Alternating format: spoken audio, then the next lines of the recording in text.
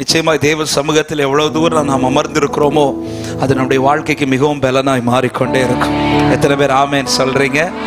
ஹல்லேலூயா. நீ அவரோட பழகி சமாதானமாயிரும், அப்பொழுது அதனால் உமக்கு நன்மை வரும் என்று யோபுவினிடத்திலே அவருடைய சிநேகிதன் ஒரு வார்த்தையை சொல்லுவார். அவரோடு உள்ள பழக்கம் எவ்வளவு தூரம் அதிகமாகுதோ நம்முடைய வாழ்க்கை நன்மையினால் நிரப்பப்பட்டு கொண்டே இருக்கும். ஹல்லேலூயா. அவர் என்னை ஆசீர்வதிக்க, நன்மையும் கிருபையும் என்னை தொடர.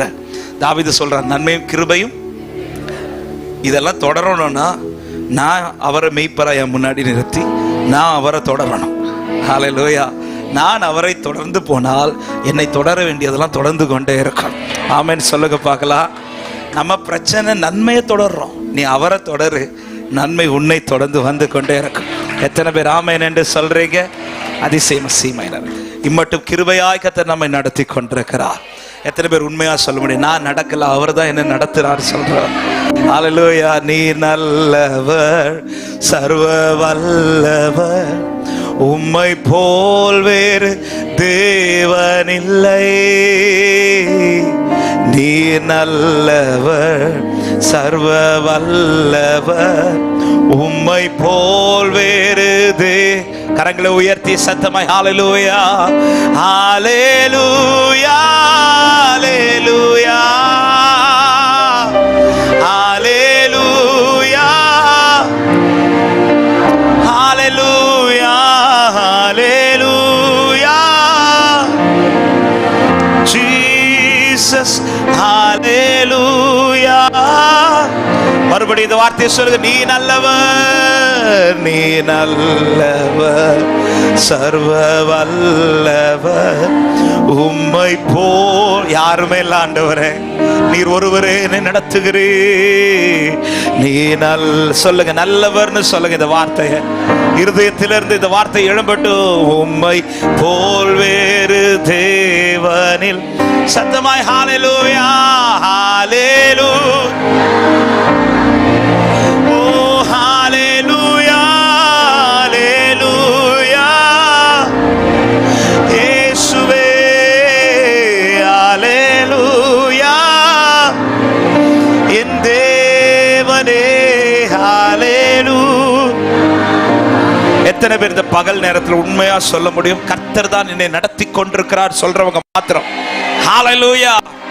அவர் தான் உங்களை நடத்துறாருங்கிற நம்பிக்கை இருக்குதா? அப்படியே நான் அடுத்த ஒரு கேள்வி கேட்கிறேன். எத்தனை பேர் நம்புறீங்க அவர் என்ன நல்லாதான் நடத்திட்டு இருக்கிறார்? ஹல்லேலூயா.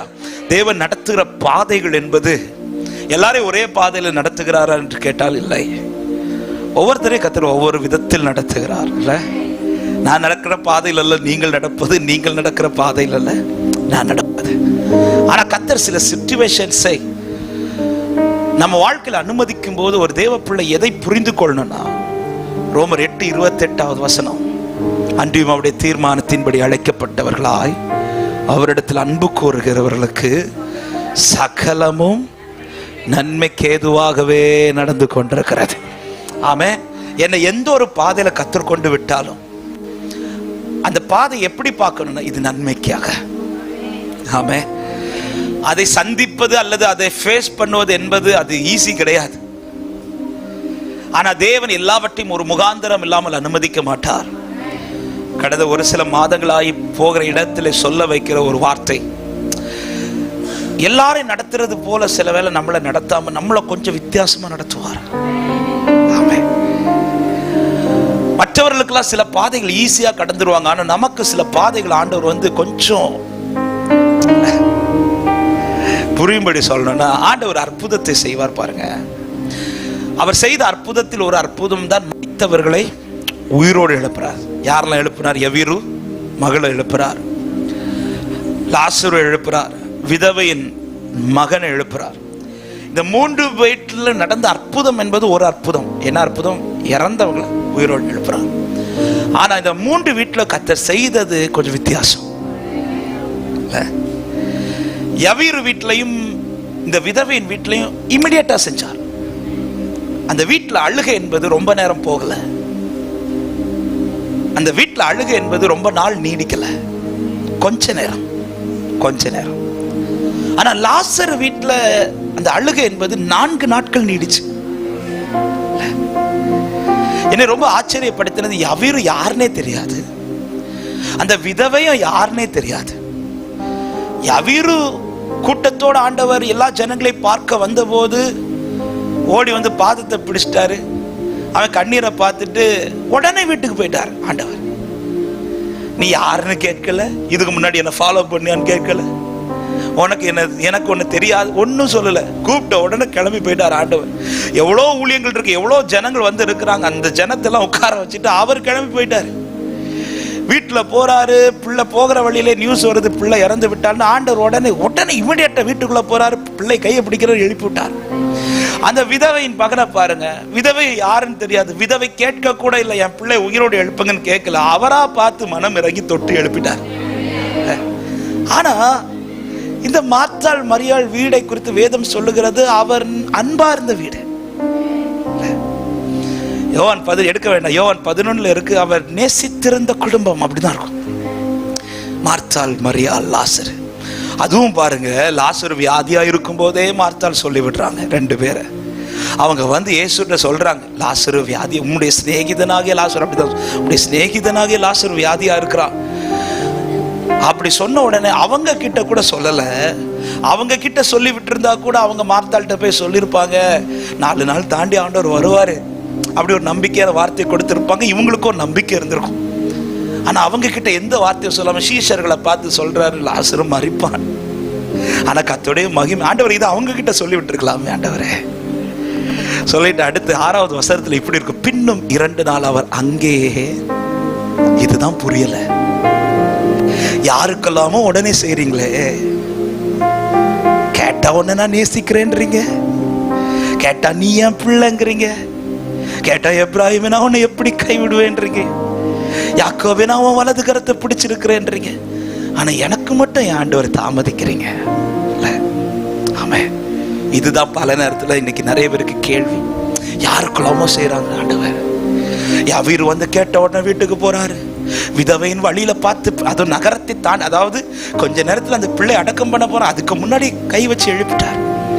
ஆனா சிநேகிதன்றாரு, ரொம்ப பிடிக்கும்ன்றாரு, ஆனா அந்த வீட்டுக்கு மட்டும் உடனே போகாம அந்த வீட்டுல இன்னும் சொல்லணும்னா நல்லா அளவிடுறாரு. கண்ணீர் அதிகமாகுது. பல நேரத்துல நமக்கு இது புரியாது. ஆனா ஒரு நாள் இதை தியானிச்சுட்டு இருக்கும் போது ஆண்டவர் இடைப்பட்டார். எல்லாருக்கும் இதை செய்ய மாட்டார். ஏன் இந்த வீட்டுக்கு மட்டும் இப்படி அனுமதிக்கிறார் தெரியுமா? யோவான் 11:5 ஒரு வார்த்தை இருக்கும், அவர் மார்த்தாள் இடத்திலும் மரியாள் இடத்திலும் லாசருவின் இடத்திலும் அன்பா இருந்தார் என்று. ஏன் அந்த இடத்துல அந்த வார்த்தை எடுத்து எழுதப்பட்டிருக்கிறது? அதுதான் எல்லாருக்குமே தெரியுமே, அந்த குடும்பத்தை நேசிக்கிறார். ஆனா இந்த சிச்சுவேஷன்ல திரும்ப அந்த வார்த்தை எடுத்து ஏன் எழுதி இருக்கிறார் தெரியுமா? மற்ற எல்லாரையும் நேசிக்கிறார், உன்னை கொஞ்சம் அதிகமா நேசிக்கிறார். ஹல்லேலூயா. ஏன்பா உனக்கு மட்டும் இப்படி மட்டும் அனுமதிச்சிட்டு இருக்கிறாரு? ஏன் பிரதர், ஏன் சிஸ்டர், நீங்க தான் எல்லா ஆராதனைக்கும் போறீங்களே, நீங்க தான் எந்த மீட்டிங் வச்சாலும் போறீங்களே, 21 நாள் ஃபாஸ்டிங்னாலும் போய் உட்கார்ந்துறீங்க, இல்ல 40 நாள் ஃபாஸ்டிங்னாலும் போய் உட்கார்ந்துறீங்க, ராத்திரி கூட்டனாலும் போய் உட்கார்ந்துருந்தீங்க, எப்போல்லாம் நேரம் கிடைக்குதோ அப்போல்லாம் அப்பா சமூகத்துல போய் உட்கார்றியே, நாங்கெல்லாம் எப்போவாவது ஆலயத்துக்கு வரோம், எங்களுக்கெல்லாம் இந்த கஷ்டம் இல்லை, உனக்கு மட்டும் ஏன் இப்படி அனுமதிக்கிறார்னு கேட்டா சொல்லுங்க, உங்களை நேசிக்கிறார், என்ன ரொம்ப நேசிக்கிறார் சொல்லுங்க. ஹல்லேலூயா. ரொம்ப நேசிக்கிறார். ஆமே, ரொம்ப நேசிக்கிறவங்க வாழ்க்கையில சிலது உரிமை எடுத்து செய்வாருங்க ஆண்டவர். ஆமே. இஸ்மவேல் பிறக்கும் போது பலி கேட்காத ஆண்டவர் ஈசாக்கு பிறக்கும் போது சொல்றார், எனக்கு பலி செலுத்துன்றார். என்ன ஆண்டவரே, இஸ்மவேல் பிறக்கும் போது கேட்க வேண்டியதான் ஆண்டவரே, ஆண்டவரே ஈசாக்கு பிறக்கும் போது கேட்கிறீங்க? இஸ்மவேல் குமாரன், ஈசாக்கு நேசகுமாரன். எல்லாரையும் நேசிக்கிறார், உன்னை கொஞ்சம் அதிக நேசிக்கிறார். எல்லாரையும் நம்புறார், உன்னை ரொம்ப நம்புறார் ஆண்டவர். ஆமே. சரி, ரொம்ப நேசிக்கிற குடும்பத்துக்கு ஏன் இப்படி செய்யணும்? அதான் என்ன ரொம்ப நேசிக்கிறார்ல, அப்ப ரொம்ப நேசிக்கிற குடும்பத்துக்கு ஃபர்ஸ்டா போய் செய்யணுமே, ஏன் தாமதித்து செய்கிறார்? தேவனுடைய செயல்கள் எல்லாமே ஆச்சரியமானது. சில வழிகள் நமக்கு புரியாது. இந்த வார்த்தையை சொல்லும்படி ஆவியானவர் ஏவி கொண்டிருக்கிறார், எடுத்து வச்சு நடத்தணும்னு வந்த வார்த்தை வேற.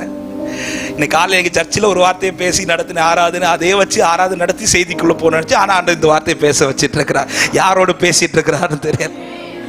ஆமென். ஆண்டவர் நீங்க ரொம்ப நேசிக்கிற குடும்பத்துக்கு ஆண்டவர் உடனே போய் செய்யணும். அந்த குடும்பத்துக்கு ஆண்டவர் அழுகு ஒரு நாள் ஓகே, 4 நாள் ரொம்ப அளவிடுறார். ஆண்டவர் என்ன ரொம்ப அளவிடுறாருன்னா அவர் பார்த்து ரசிச்சுட்டு இருக்கிறார் மட்டும் தப்பு கணக்கு போட்டுறாதீங்க. என்ன ஆண்டவரே உங்களுக்கு கண் இல்லையா? இப்படி சில நேரத்தில் நம்ம கேட்போம், என்ன ஆண்டவர் முகத்தை மறைச்சிட்டீங்களா? அவன் மலையாளத்தில் ஒரு பாட்டு நாங்க இப்படி பாடுவோம்.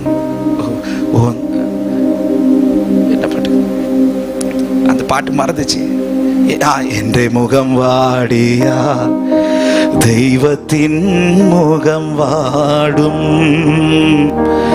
என் மிழிகள் ஈரனிஞா தெய்வத்தின் மிழி நீர். என் முகம் வாடிச்சுன்னா அவர் முகமும் வாடும். என் கண்ணில் கண்ணீர் வந்தா அவர் கண்ணிலையும். ஏங்க 41 அதிகாரம் யோபு சோதனையில் இருக்கும்போது ஆண்டவர் பார்த்து ரசிச்சுட்டு இருந்திருப்பார் நினைக்கிறீங்க? நம்ம பல நேரத்தில் என்ன சொல்லிட்டு இருக்கிறோம்? யாக்கோபு போல என் வழி உமக்கு மறைவாயிற்று ஆண்டவரே. ஏசாயா 40வது அதிகாரத்தில் இருக்கு நினைக்கிறேன். என் வழி உமக்கு மறைவாயிட்டோ, என்ன உங்களுக்கு தெரியலையா ஆண்டவரே? என்ன நீங்க பார்க்கலையா ஆண்டவரே? ஆண்டவர் கூப்பிட்டு யாக்கோபை பார்த்து, ஏ யாக்கோபே, உன் வழி எனக்கு மறைவா இல்லை, என் வழிதான் உனக்கு தெரியல என்றார். நான் உன்னை ஏன் இப்படி நடத்துறேன் தான் உனக்கு புரியல என்றார். எதையுமே தேவன் ஒரு காரணம் இல்லாமல் அனுமதிக்க மாட்டார். ஏன் இந்த லாசர் வீட்டில் இப்படி அனுமதித்தார்? நல்லா கவனிங்க, நல்லா கவனிங்க. யவீரு வீட்டில் நடந்த அற்புதத்திற்கும் அந்த விதவையின் வீட்டில் நடந்த அற்புதத்திற்கும் லாசருவின் வீட்டில் நடந்த அற்புதத்திற்கு வித்தியாசம் உண்டு. யவீருவின் வீட்டிலையும் அந்த விதவையின் வீட்டிலையும், எல்லா வீட்டிலையும் மரித்தவனை உயிரோடு எழுப்புறார், உண்மைதான். ஆனால் யவீரு வீட்டிலையும் விதவையின் வீட்டிலையும் நடந்தது அற்புதம். லாசர் வீட்டில் நடந்தது மகிமை. எத்தனை பேர் ஆமென் என்று சொல்றீங்க? அற்புதம் அல்ல உன் லைஃப்ல கர்த்தர் செய்ய விரும்புவது. கர்த்தர் தமது மகிமையை வெளிப்படுத்த விரும்புகிறார். விசுவாசிக்கிறவங்க மாத்திரம் கரங்களை தட்டி ஸ்தோத்திரம். மாம்சமான யாவரும் அதை ஏகமாய் காண்பார்கள் என்று நம்புறவங்க மாத்திரம் தேவனுக்கு நன்றி செலுத்த முடிந்தவர்கள், ஸ்தோத்திரம் செலுத்த முடிந்தவர்கள். அவர் அனுமதித்த சூழ்நிலைகளுக்காக, அவர் உன்னை சந்திக்க வைக்கிற சூழ்நிலைகளுக்காக நன்றி செலுத்து சபையே. அனுமதித்ததெல்லாம் நன்மைக்காக, நடத்திடும் பாதைகளும் நன்மைக்காக. பாடுவீங்களா? அனுமதித்ததெல்லாம் நன்மைக்காக, நடத்திடும் பாதைகளும் நன்மைக்காக.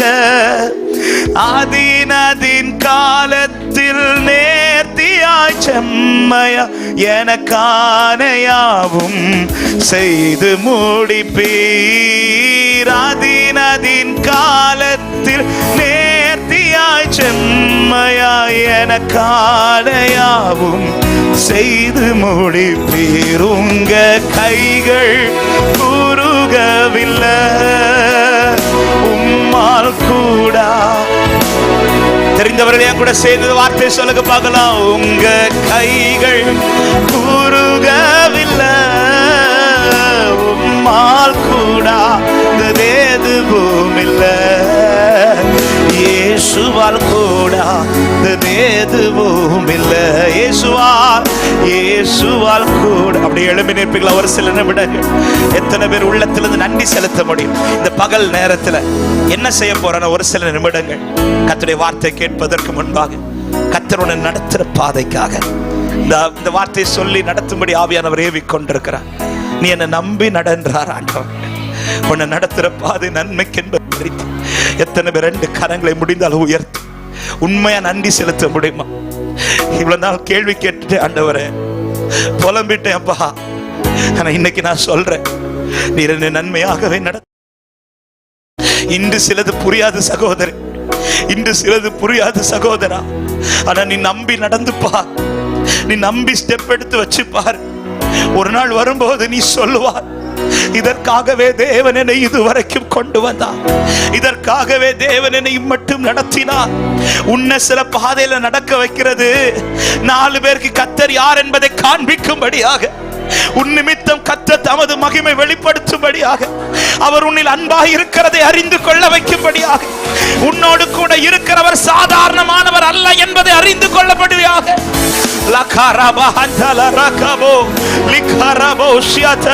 உன் கூடாரத்தில் வேற யாரை அவர் நம்பல, உன்னை நம்பினார். உன் சகோதரர்களில் வேற யாரை நம்பல, உன்னை கர்த்தர் நம்புகிறார். எத்தனை தேவ பிள்ளைங்க இந்த பகல் நேரத்தில் நன்றி செலுத்த முடியும்? என்ன நம்பி நீங்க நடத்துற பாதைக்காக ஸ்தோத்திரம் அப்பா, ஸ்தோத்திரம் அப்பா. நீர் என்னை நடத்துவீராக, நீர் என்னை நடத்துவீராக.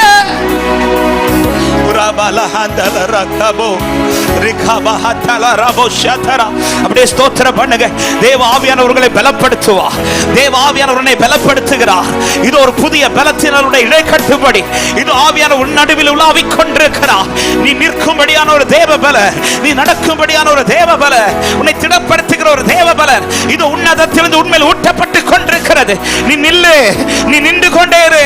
கர்த்தர் உனக்கு செய்யும் ரட்சிப்பை நீ பார்க்க போகிறாய். நீ நின்று கொண்டு கர்த்தர் உனக்கு செய்யும் ரட்சிப்பை பார்.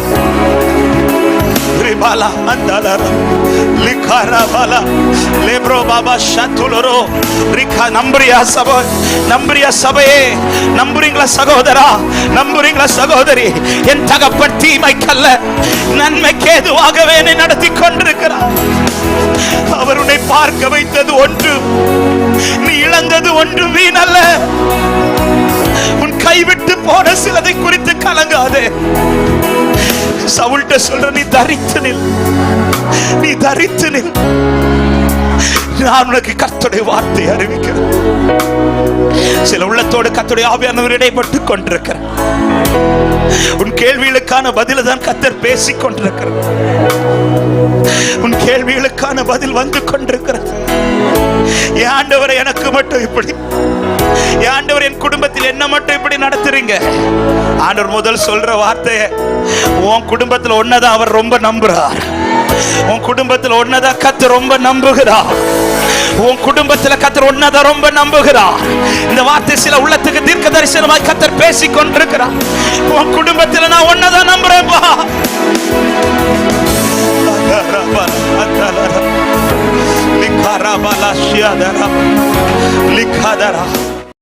எனக்காக யாவும் செய்து முடிக்கும் என் தேவன் நீர் இருக்க பயமே இல்லை. எல்லாவற்றையும் எல்லாவற்றாலும் நிரப்பும் நீர் இருக்க. என் கூட சேர்ந்து, உங்க கைகள் குறுகவில்லை, உங்க கைகள் குறுகவில்லை. உம்மால் கூடா, சொல்லுங்க, உம்மால் கூடாது. ஓ இயேசுவால், இயேசுவால் கூடாது. மறுபடியும் இந்த வார்த்தையை சொல்லுங்க, உங்க கைகள் குறுகவில்லை, உங்க கைகள் குறுகவில்லை. என்ன வந்தாலும் நம்புற ஆண்டவரே. உங்க கைகள் குறுகவில்லை, உம்மால் கூடாது எதுவும் இல்லை.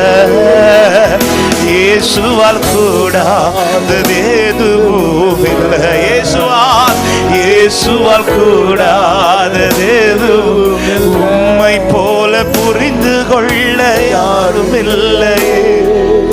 உம்மை போல அரவணைக்க யாரும் இல்லை. சொல்லுங்க ஆண்டவரை பார்த்து, உம்மை போல புரிந்து கொள்ள இல்லையே. உம்மை போல அரவணைக்க நீர் போதோ, நீர் போது என் வாழ்விலே இயேசையா. ஒரு மகந்தலரகபலோ நீர் போ, நீங்க போதாண்டோ. நீ நன்னாதாப்பா நடத்துறீங்க, நீர் எல்லாவற்றையும் வருகிறீங்க. என்ன வந்தாலும் நம்புவே என் நேசர் மீட்பரை. யார் கைவிட்டாலும், யார் கைவிட்டால் என் தேவனை பின் செல்வே. ஓ எனது காரணத்தை சொல்லுங்கள். அகலாட உயரமாய், ஆழ உயரமாய் அன்பு கூர்ந்தார். என்ன துன்பங்கள் வந்தாலும் இயேசு என்னை கைவிட மாட்டார். நம்புறீங்களா? என்ன துன்பங்கள் வந்தாலும், என்ன துன்பம், அவர் என்னை கைவிட மாட்டார். என் தேவன் என்னை கைவிட மாட்டார். ஓ, காக்கும் வல்ல மீட்பர், காக்கும் வல்ல மீட்பர் உண்டனக்கு, உண்டனக்கு, உண்டனக்கு, காக்கும் வல்ல மீட்பர். Thank you Holy Spirit. Thank you Holy Spirit. ஓ, என்றுமே காத்திடுவா என்று. எல்லாரும் கண்களை மூடி இப்போ 2-3 நிமிடங்கள் உங்கள் இருதயம் திறந்த ஆண்டவர்ட்ட ஒரே ஒரு ஜெபத்தை மட்டும் ஏறெடுக்கும்படி ஏவப்படுறேன்.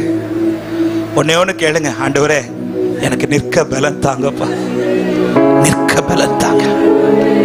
பாதையை மாத்துங்கன்னு கேட்காதீங்க.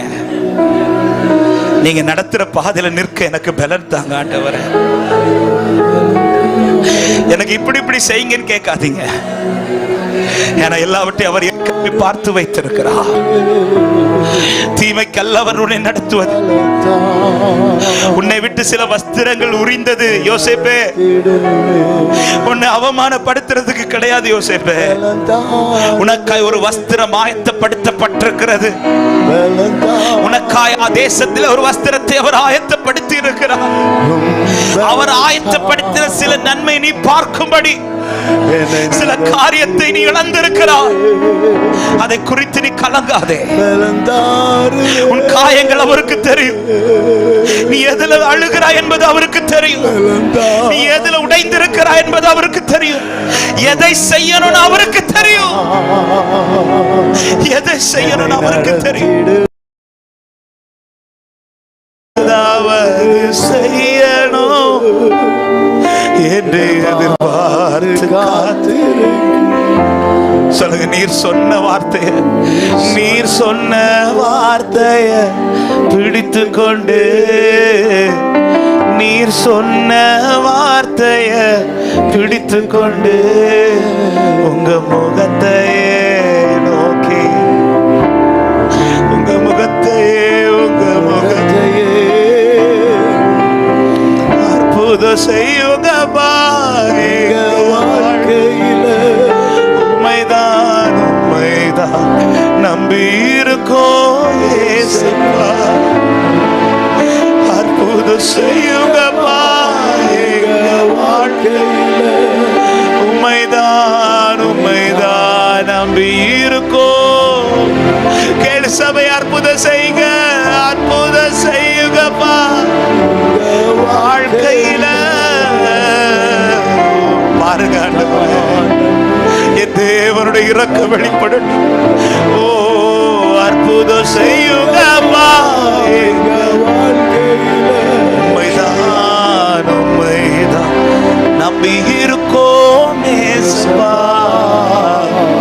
உண்மைதான் நம்பி இருக்கிறோம். உண்மையன்றி இறங்குமையா, மனம் இறங்குமையா, இறங்குமை.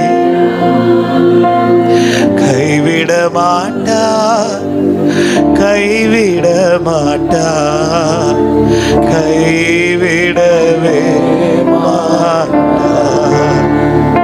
இயேசு கைவிடவே, கைவிட மாட்டா, கைவிட மாட்டா, கைவிடவே.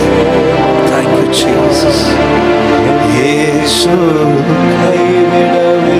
ஆண்டவரே, அளவில்லாத பிரசன்னத்திற்காக நன்றி. நீர் உம்முடைய பிள்ளைகளை பலப்படுத்துகிறதற்காய் ஸ்தோத்திரம். ஒரு விஷயம் கூட அந்த நம்பிக்கை நீர் புதுப்பிக்கிறதற்காக நன்றி ஆண்டவரே. என் கர்த்தர் நல்லவர், அவர் நன்மைக்கு ஏதுவாகவே என்னை நடத்தி கொண்டிருக்கிறார். எத்தனை பேர் விசுவாசிக்கிறீங்க? என் வாழ்க்கையில கர்த்தர் செய்ய போறது அற்புதம் அல்ல, மகிமை வெளிப்படுத்துவார் என்று நிச்சயம் உள்ளவர்கள் கரங்களை தட்டி ஆண்டவருக்கு மகிமை செலுத்துவோம். Thank you Holy Spirit. நன்றி நன்றி ஆண்டவரே. தொடர்ந்து எங்களோடு கூட பேசும் அர்ப்பணிக்கிறோம். அடியானை மறைத்து கர்த்தர் வெளிப்படும் இயேசுவின் நாமத்தில் பிதாவே, ஆமென் ஆமென். அப்படியே உட்கார்ந்து கொள்ளுவோம். கர்த்தருடைய பரிசுத்த நாமத்திற்கு மகிமை உண்டாவதாக. தெய்வ பிரசன்னத்திற்காக ஆண்டவரை ஸ்தோத்தரிக்கிறேன். நம்பி நடங்க.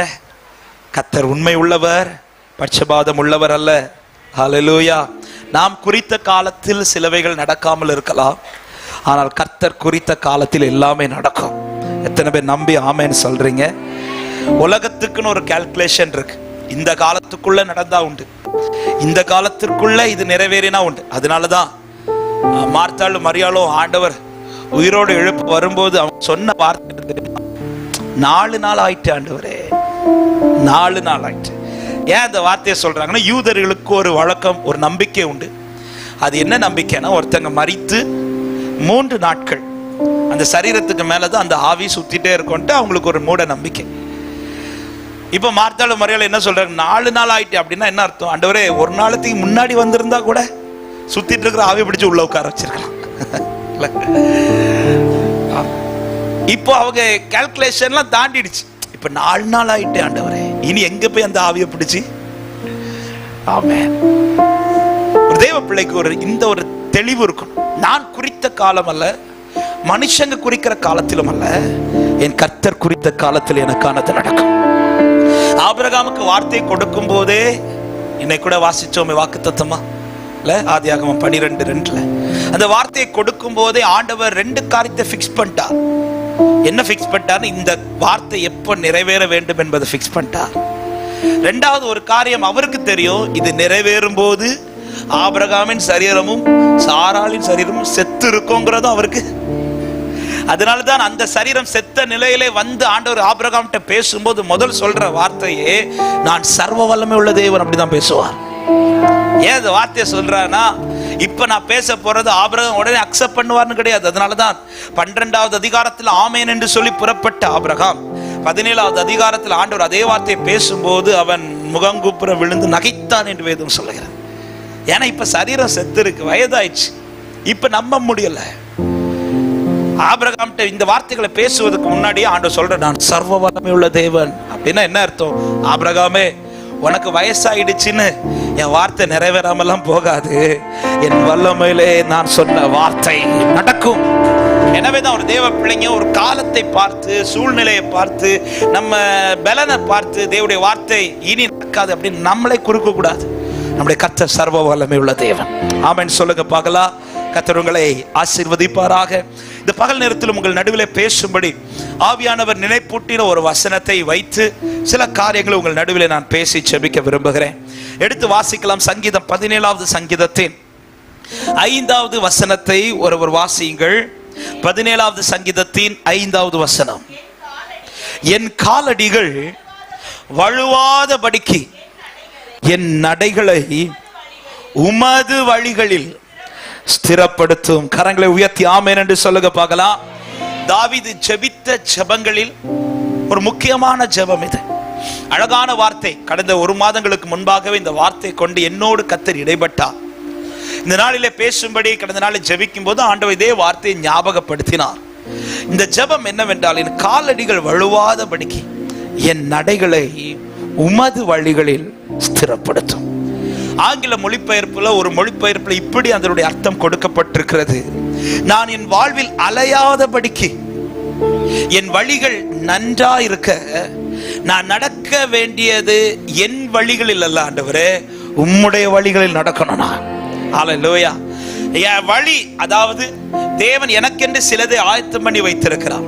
அந்த நித்திய கானானுக்குள் போகிறது வரையில், எப்படி எகிப்திலிருந்து மீட்கப்பட்ட ஜனங்கள் அந்த கானானுக்குள் போகிறது வரையிலும் அவர்களுக்கு என்னென்ன கர்த்தர் ஆயத்தம் பண்ணி வைத்தாரோ இவைகள் எல்லாவற்றையும் அவர்கள் பார்ப்பதற்கு அவர்கள் தங்கள் வழிகளில் நடக்கல, அவர் நடத்தின வழியில் நடந்தார்கள். ஆமென். அதே போல இந்த பூமியின் வாழ்க்கை முடித்து நமக்காக ஆயத்தம் பண்ணப்பட்ட அந்த நித்திய கானானுக்குள் போகிறதுக்குள்ளாக நமக்காக சிலவைகளை கர்த்தர் ஆயத்தம் பண்ணி வைத்திருக்கிறார். இவைகளை நான் சரியான காலத்தில் சரியான நேரத்தில் என் கண்கள் பார்க்க சுதந்தரிப்பது மாத்திரமல்ல, சுதந்தரிப்பது என் வாழ்க்கைக்கு ஆசீர்வாதமா இருக்க வேண்டுமானால் சபைக்கு இந்த பகல் நேரத்தில் கர்த்தர் பேச விரும்புகிற வார்த்தை, என் வழிகளில் நான் நடக்கக்கூடாது, அவர் வழிகளில் நான் நடக்கணும். ஹல்லேலூயா.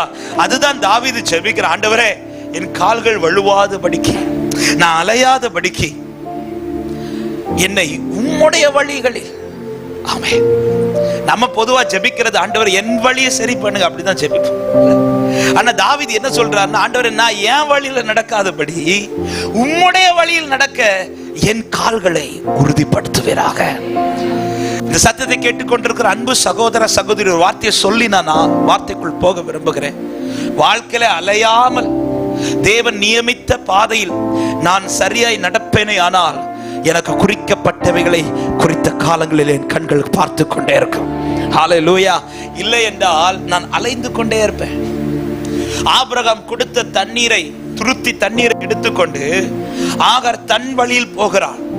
அந்த வழியில் போன ஆகாருக்கு கொஞ்ச நேரத்தில் என்ன ஆயிடுச்சுன்னா தண்ணி தீந்துடுச்சு. தண்ணி தீந்தவளுக்கு நீரூற்று இருப்பது தெரியவில்லை. ஏன்னா தன் வழியில் அவளா தேடுகிறாள். அவளாய் தேடி அங்கும் இங்கும் அலைந்து, பைபிள் சொல்லுது அவள் அலைந்து திரிந்தாள் என்று. அலைந்து திரிந்து இப்பொழுது என்ன சிச்சுவேஷன் ஆயிடுச்சுன்னா, இதுக்கு மேல வாழ முடியாதுங்கிற சிச்சுவேஷன் ஆகி பிள்ளைய ஒரு இடத்துல படுக்க வச்சுட்டு ஓரமா பிள்ளை சாகுறதை பார்க்க கூடாம ஒரு பக்கமா வந்து ஓன அழுறா. அழும்போது கர்த்தர் இப்பொழுது சத்தத்தை கேட்டு ஆகாட்ட வந்து பேசுறாரு, பிள்ளை இருக்கிற இடத்தில் அவன் அழுகின் சத்தத்தை நான் கேட்டேன்றார். கேட்டுட்டு அவர் நீரூட்டை திறக்கவில்லை. பைபிள் சொல்லுது அவர் ஆகாரின் கண்களை திறந்தார் என்று. அப்படிதானே இருக்குது ஆதியாகமத்துல. கர்த்தருக்கு மகிமை உண்டாவதாக. அந்த வசனத்தை வாசிக்க எடுத்தவங்க ஆதியாகமம் ஜீசஸ்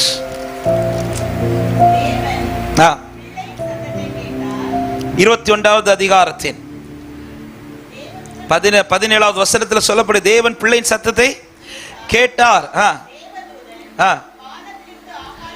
கூப்பிட்டு பேசிட்டு 19வது வசனத்தை வாசியுங்கள்.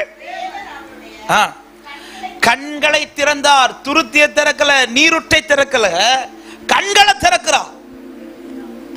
அப்போ அங்க என்ன ஏற்கனவே இருக்குதுன்னா, அந்த தண்ணீர் துறவு ஏற்கனவே இருக்குது. ஆனா ஆகாரால அதை பார்க்க முடியல. ஏன் பார்க்க முடியல? அவர் தன் வழியில் நடந்துட்டு இருக்கிறார். தன் வழியில் நடக்கிறது வரையிலும் தேவன் ஆயத்தம் பண்ணதை என்னால பார்க்க முடியாது.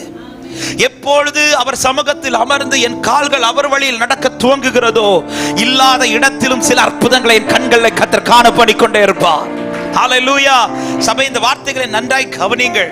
எனவே தான் சங்கீதத்தில் ஒரு வார்த்தை ஆண்டவர் ஜனத்தை பார்த்து எழுதும்போது இப்படி எழுதுகிறார். 81வது சங்கீதத்தின் 13வது வசனத்தை இப்படி வேதனையோடு சொல்றார், என் ஜனம் எனக்கு செவி கொடுத்து இஸ்ரவேல் என் வழிகளில் நடந்தால் நலமாயிருக்கும். எனக்கு செவி கொடுத்து என் பிள்ளைங்க என் வழியில நடந்தாங்கன்னா நலமா இருக்கும். அப்படி நடக்கும்போது என்ன நடக்குமா? 14:16 இப்படி சொல்லப்படுகிறது, நான் சீக்கிரத்தில் அவர்கள் எதிராளிகளை தாழ்த்தி என் கையை அவர்கள் சத்துருக்களுக்கு விரோதமாக திருப்புவேன். 16வது வசனம், உச்சிதமான கோதுமையினால் அவர்களை போஷிப்பார், கண்மலையின் தேனினால் உன்னை திருப்தியாக்குவேன். அப்ப என் வழிகள், அவருடைய வழியில் என் கால்கள் ஸ்திரப்படுமானால், தாவீது அதுதான் ஜெபிக்கிறான், ஆண்டவரே நான் அலையாதபடிக்கு, நான் அலைந்து தெரியாதபடிக்கு. தாவீதின் வாழ்க்கை நமக்கு தெரியும். அவனை சிறு வயதிலிருந்தே யாருமே அவனை பெரிதாக பார்த்தது கிடையாது. 7 பேருக்கு நல்ல பொசிஷன் வீட்டில் இருக்கும்போது இந்த தாவீதை மட்டும் காட்டுக்குள்ள அனுப்பி விடுகிறார். ஆனா தாவீது அதை ஒரு பொருட்டா நினைக்கல, அதை ஒரு வேதனையா நினைக்கல. தகப்பனும் தாயும் தன்னை கைவிட்டதையும் வேதனையா நினைக்கல. அவர் எதை மட்டும் பெரிதா பார்க்கிறானா?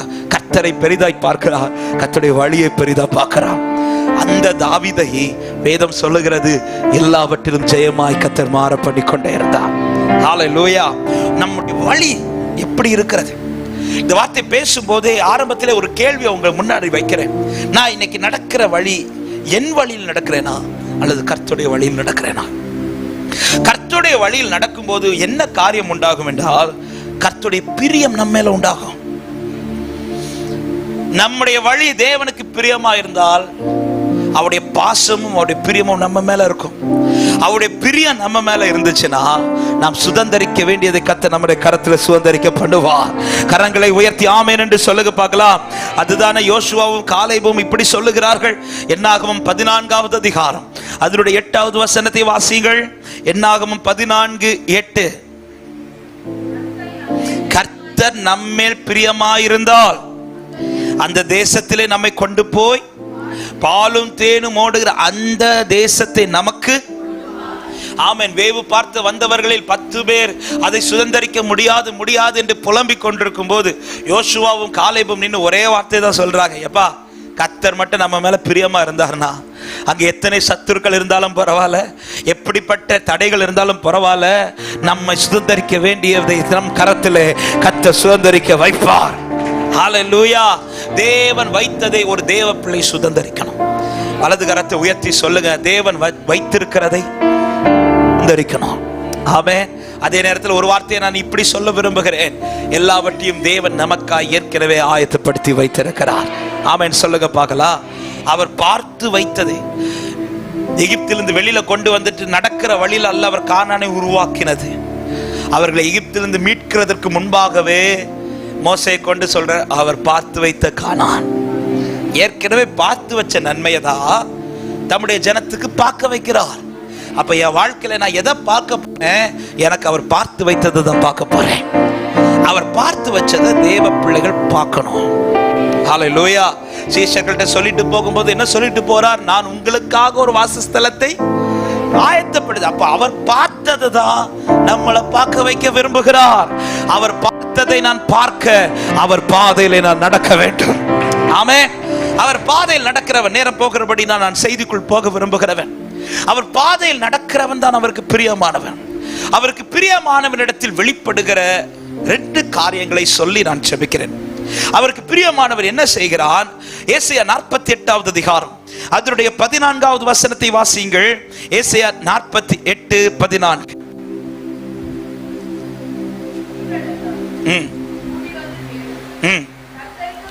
கர்த்தருக்கு பிரியமானவன் அவருக்கு சித்தமானதை பாபிலோனிலே செய்கிறான். கரங்களை உயர்த்தி ஆமென் சொல்லுங்க பார்க்கலாம். பிரியமானவன் செய்கிற காரியம், பிரியமானவன் இஷ்டம் போல வாழ மாட்டான், பிரியமானவன் இஷ்டம் போல போக மாட்டான்.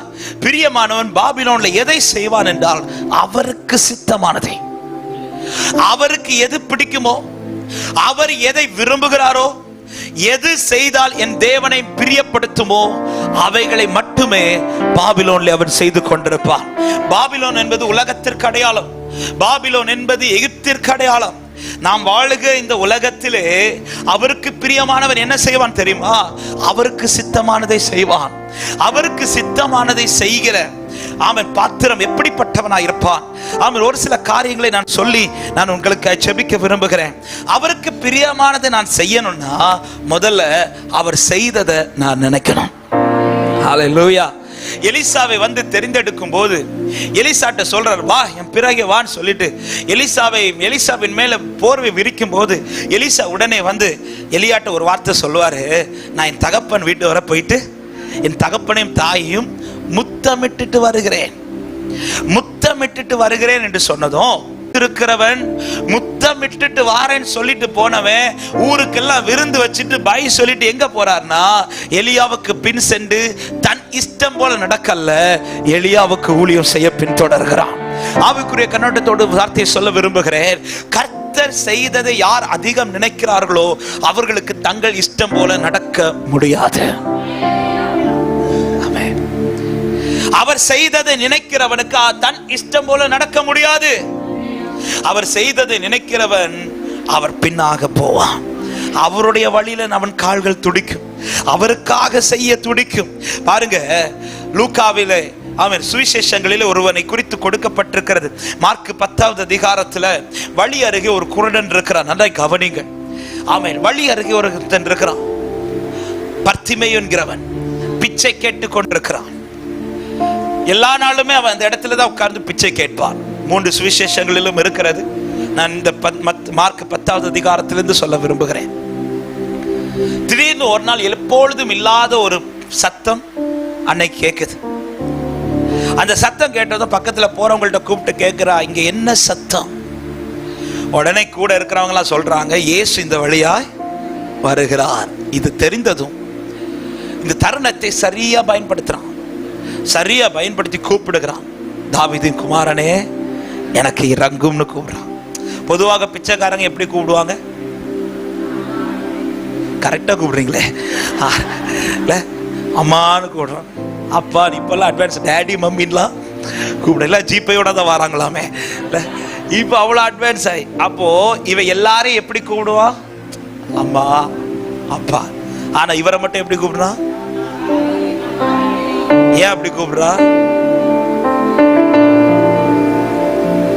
அவனுக்கு ஆண்டவரை பத்தி நல்லா தெரிஞ்சிருக்கு. யாருக்கு அவரை நோக்கி கூப்பிட முடியும் தெரியுமா? அவரை பத்தி அறிகிற அறிவில வளர்றவனுக்கு மட்டும்தான் கூப்பிட முடியும். ஆமென். ஏங்க, ஒரு குருடனுக்கு அவரை நோக்கி கூப்பிட மனது வருமானால், பிள்ளையே நாம கூப்பிட்டு எவ்வளவு நாள் ஆச்சு தெரியுமா?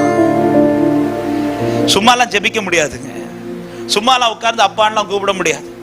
யாருக்கு அவரை அறியணும்னு விருப்பம் வருதோ அவங்களுக்கு மட்டும்தான் உட்கார முடியும் ஜெபத்துல. ஹல்லேலூயா. யாருக்கு அவரை நோக்கி கூப்பிடணும், எனக்கு அவரை அறிகிற அறிவுல வளரணும்னு துடிக்கிறாங்களோ அவங்களுக்கு மட்டும்தான் ஜெபத்துல உட்கார முடியும். இப்ப தாவீதின் குமாரன் கூப்பிட்டதோ எல்லாரும் அவனை அதட்டுறாங்க. அவன் அம்மான்னு கூப்பிடும் போது யாரும் அதட்டல, அப்பான்னு கூப்பிடும் போது யாரும் அதட்டல. ஆனா தாவீதின் குமாரன், இன்னும் சொல்ல போனா வேற எந்த வேலை செஞ்சாலும் தடை வராது, ஜெபிக்க உட்கார்ந்தாதான். ஆமாவா இல்லையா?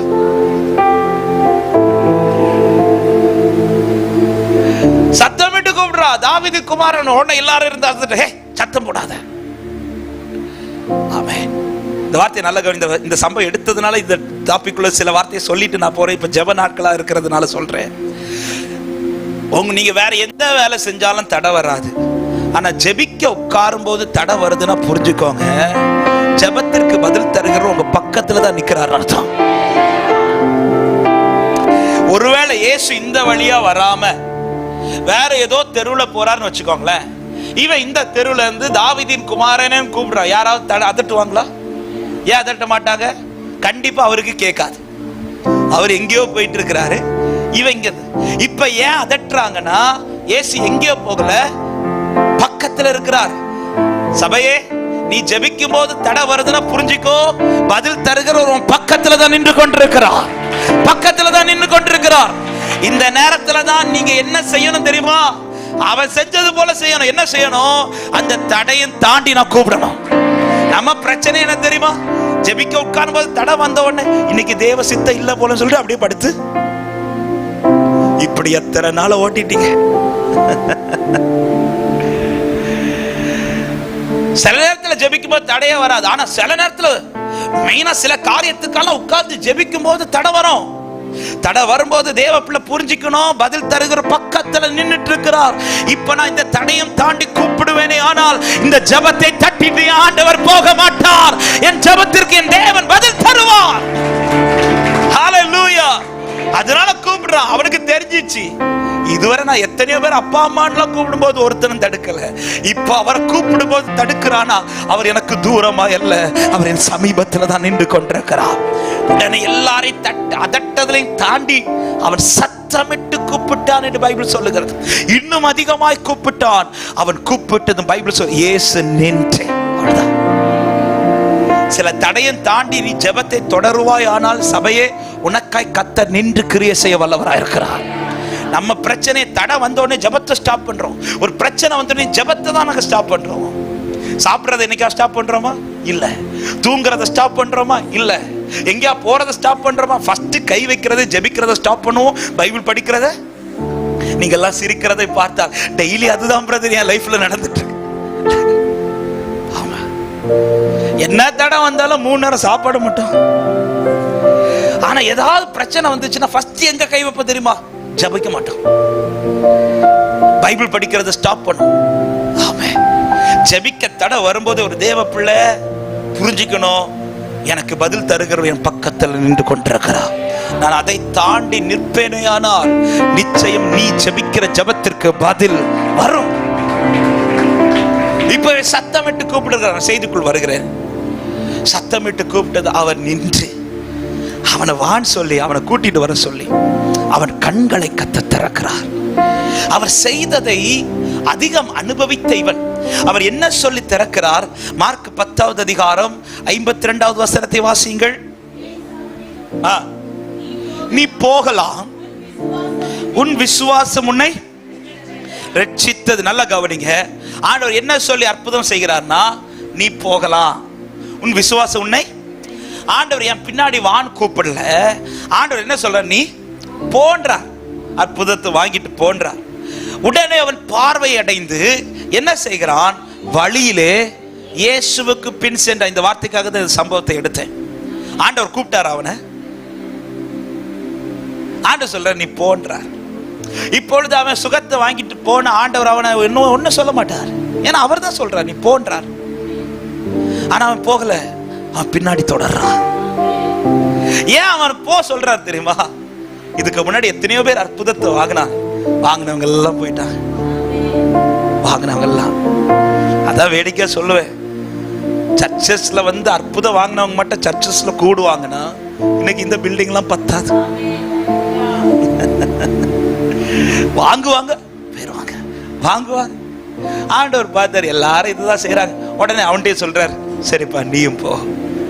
ஆனா என் கூப்பிடுதலை கேட்டு அவர் நின்னாரு, என்ன பக்கத்துல இழுத்துட்டு வந்தாரு, எனக்கு அற்புதம் செய்தாரு.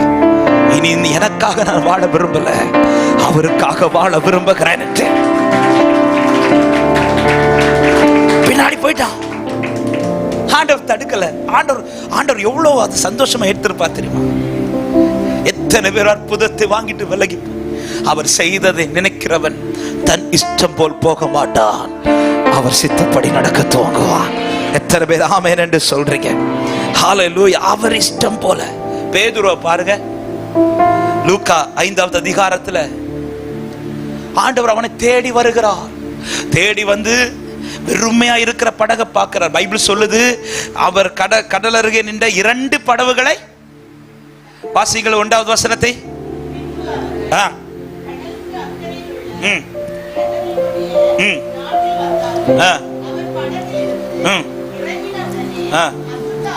சாரி, லூக்கா 5வது அதிகாரம் 1வது வசனம். நின்றபோது ஜனங்கள் தேவ வசனத்தை கேட்கும்படி அவரிடத்தில் நெருங்கினார்கள். 2வது வசனம். அப்பொழுது கடற்கரையிலே நின்ற. ஓகே, நீங்க எல்லாம் கடற்கரையில தான் இருக்கிறீங்க. உங்கள்ட்ட நான் கேட்கிறேன், கடற்கரையில வெறும் 2 படகு தான் நிக்குமா? எத்தனை படகு இருக்கும்? நிறைய இருக்கும். ஆனா இங்க பைபிள் என்ன சொல்லுது? ஏன் 2 படகு பார்த்தார்? அந்த 2 படகுல தான் என்ன இல்ல? மீன் இல்ல. நிறைய படகு இருக்குது, எல்லா படகும் நிரம்பி வருது, 2 பேர் படகு மட்டும் காலியா வருது. பொதுவாகவே இந்த மீன் பிடிச்சிட்டு வரும்போது, மீன் பிடிக்க படகு வரக்கூடிய இடத்துல ஒரு பெரிய கூட்டமே இருக்கும். உங்களுக்கு சொல்ல தேவையில்லை, நீங்க எல்லாம் பார்த்துட்டு இருக்கிறீங்களா? ஏலம் வாங்குறதுக்குன்னு ஒரு கூட்டம் இருப்பாங்க. வரவங்க முதல்ல என்ன படகு பார்ப்பாங்கன்னா, நம்ம ஆட்கள் படகு வருதுதான் பார்ப்பாங்க. அந்த ஆட்கள் படகு வருதான்னு பார்த்துட்டு அடுத்து எங்க கண்ணு போனா படகுல மீன் இருக்கா. எல்லாருமே அப்படிதான் பார்ப்போம். இந்த படகுல மீன் இல்லைன்னா அடுத்து நம்முடைய போக்கஸ் அடுத்து ஆட்டோமேட்டிக்கா எங்க போவோம்? எந்த படகுல மீன் இருக்கோ அங்கதான் போக்கஸ் போவோம். இப்ப எல்லா ஜனங்களுடைய கண்களும் மீன் இருக்கிற படகை பார்த்து கொண்டிருக்கும் போது ஒரே ஒருவருடைய கண்ணு தான் ஒண்ணு இல்லாத படகை நோக்கி பார்த்தது. அந்த கண்கள் தான் என்னையும் பார்த்தது என்று சொல்லுகிறவர்கள் கரங்களை தட்டி ஆமென் என்று சொல்லுங்க பார்க்கலாம். 2 படகை பார்க்கலாம். உமழகான கண்கள் என்னை கண்டதாலே முடிந்ததென்று. எல்லாருக்கும் நிறைவானது தேவை, ஆண்டவருக்கு மட்டும்தான் ஒண்ணு இல்லாத நம்ம தேவை. ஆமென். ஏங்க, திறமையை பார்த்து தகுதியை பார்த்து கர்த்தர் நம்மளை செலக்ட் பண்ணி இருந்திருப்பார்னா எத்தனை பேர் இங்க இருந்திருப்போம்? ஆண்டவர் நம்மை தெரிந்தெடுக்கிறதுக்கு நம்ம கிட்ட வெளிப்பட்ட குவாலிஃபிகேஷன் தகுதி என்ன தெரியுமா? நம்ம கிட்ட ஒண்ணுமே. ஞானிகளை வெட்கப்படுத்த பைத்தியங்களை தெரிந்தெடுத்திருக்கிறார். இப்ப பேதுரு 2 படகை பார்க்கிறார். பார்த்துட்டு ஆண்டவர் கேட்கிறவன் படகுல உட்காரட்டுமா? பேதுருக்கு இதெல்லாம் ஆச்சரியம். ஏன்னா ஒருத்தரும் தேடி வரல ஆண்டவர் இந்த படகை. பைபிள் சொல்லுது பேதுரு இறங்கி வலையை அலசி கொண்டிருக்கிறான், தலைகுனிவோட இருக்கிறான். இந்த வலையை அலசி கொண்டிருக்கும் போது அவனோடு பேசுவதற்கு கூட யாரும் இல்லை. அந்த நேரத்துல இயேசு வந்து படகுல இடம் கேட்கிறார், உட்கார்றார். அந்த படகுல இருந்து பிரீச் பண்றார். அவர் பிரீச் பண்ண துவங்கிறதும் எல்லா ஜனங்களும் இப்ப யார் படகு பக்கத்துல வந்துட்டாங்க? இன்னைக்கு அநேக உறவுகள் நம்மை தேடி வர காரணம் நம்மிடத்தில் வெளிப்பட்ட தகுதி அல்ல, தேவன் பாராட்டின கிருபை. அல்லேலூயா, ஆமென். நான் அடிக்கடி சொல்லுகிற ஒரு வார்த்தை, இன்னைக்கு 4 பேர் என்கிட்ட பழகுறாங்கன்னா என்கிட்ட ஏதோ ஒன்று வெளிப்பட்டதுனால அந்த வெளிப்பட்ட காரியம் என் நிமித்தம் உண்டானது அல்ல, என் தேவன் எனக்கு பாராட்டின கிருபை.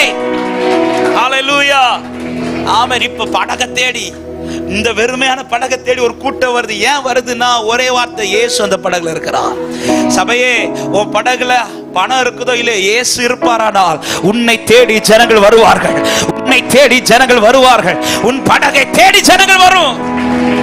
ஆமென். ஒரு முட்செடியை கண்டிப்பா மோசே விரும்பி இருக்க மாட்டார், ஆடும் விரும்பி இருக்காது. ஏன்னா ஆடு மேய்ச்சிட்டு தான் ஓரை பர்வதத்துக்கு வரார். ஆடு மேய்ச்சிட்டு வரும்போது தூரத்துல இருந்து இந்த முள்ள பார்த்திருந்திருப்பா. பார்த்தவன் கண்டிப்பா முள்ளு பக்கத்துல போயிருந்திருக்க மாட்டான், விலகி போயிருந்திருப்பான்.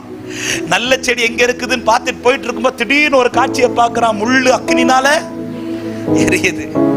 இப்போ தூரம் போன மோசையை கர்த்தர் கிட்ட கொண்டு வர. எதுக்கு கிட்ட கொண்டு வந்தா தெரியுமா? இந்த முள்ளுக்கு கிட்ட கொண்டு வரார். கொண்டு வந்து காலில் இருக்கிற செருப்பை கலத்திட்டு நில்லுன்றார். ஆண்டவரே, முள்ளுன்னு இப்ப சொன்ன, இப்ப நீ செருப்பை கலத்துறாத நிக்கவே. இப்படி இந்த முள்ளை விசேஷப்படுத்துறது என்ன தெரியுமா?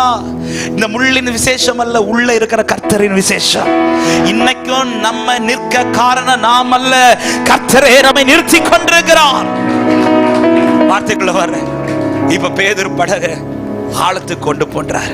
பேதுரு கேட்கல, ஆண்டவரே என் தலையை நிமிர பண்ணுவீங்களா, என் வலைய நிறம் ஒன்னும் கேட்கல. ஆனா பேதுரு நிலை அறிந்தவர். ஆண்டவர் என்கிட்ட இருக்கிறாருனாலே, என் படகுல கர்த்தர் இருக்கிறாருனாலே என் நிலைமை அவருக்கு தெரியும். எத்தனை பேர் ஆமென் சொல்றீங்க? அல்லேலூயா. நான் அவருடைய காரியத்துல நான் உண்மையா இருந்தா என் காரியத்தை அவர் பார்த்துட்டே இருப்பார். இந்த வார்த்தை நல்லா கவனிக்கணும். பேதுரு இப்பொழுது படகை இயேசுவுக்கு கொடுத்தது அவருடைய ஊழியத்துக்காக, அவர் விஷயத்துக்காக. படகை திறந்து கொடுக்கிறார், ஆழத்துக்கு கொண்டு போறார்.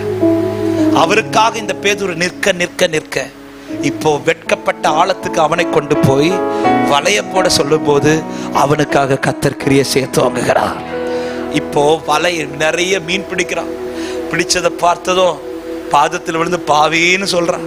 சொன்னது ஆண்டவர் சொல்ற, உடனே நான் மனுஷரை பிடிக்கிறவனை மாட்டுகிறேன் சொன்னது பைபிள் சொல்லுகிறது. 5வது அதிகாரத்தின் 11வது வசனத்தை வாசிங்கள்.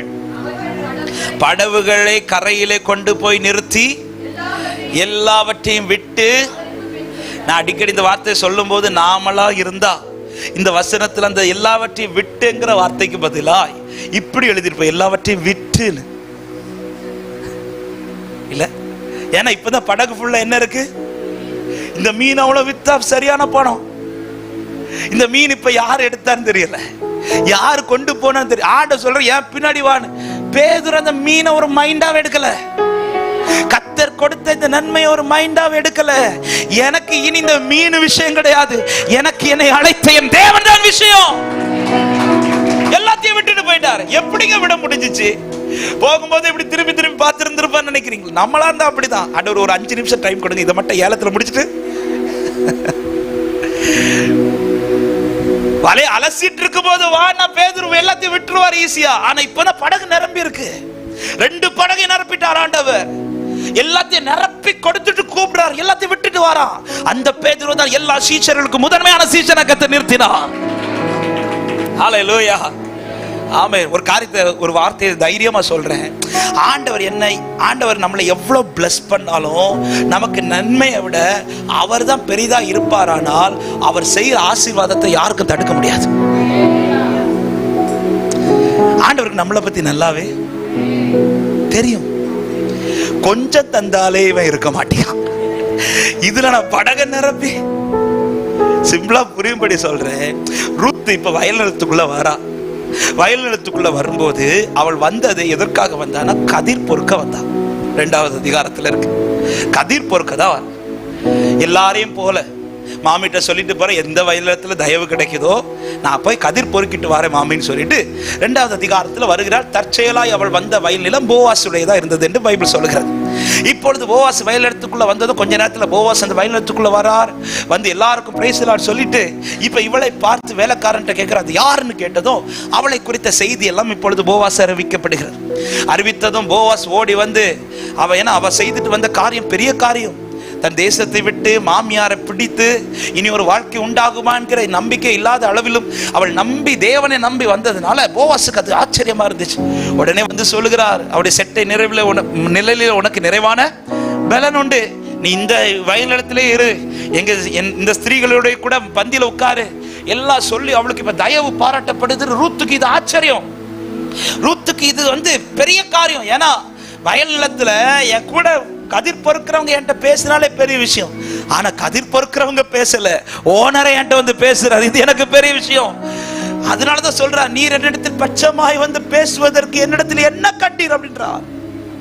என் மேல இந்த தயவை காட்டுறதுக்கு என்கிட்ட என்ன பாத்தீங்க போவாசே. ஆமே.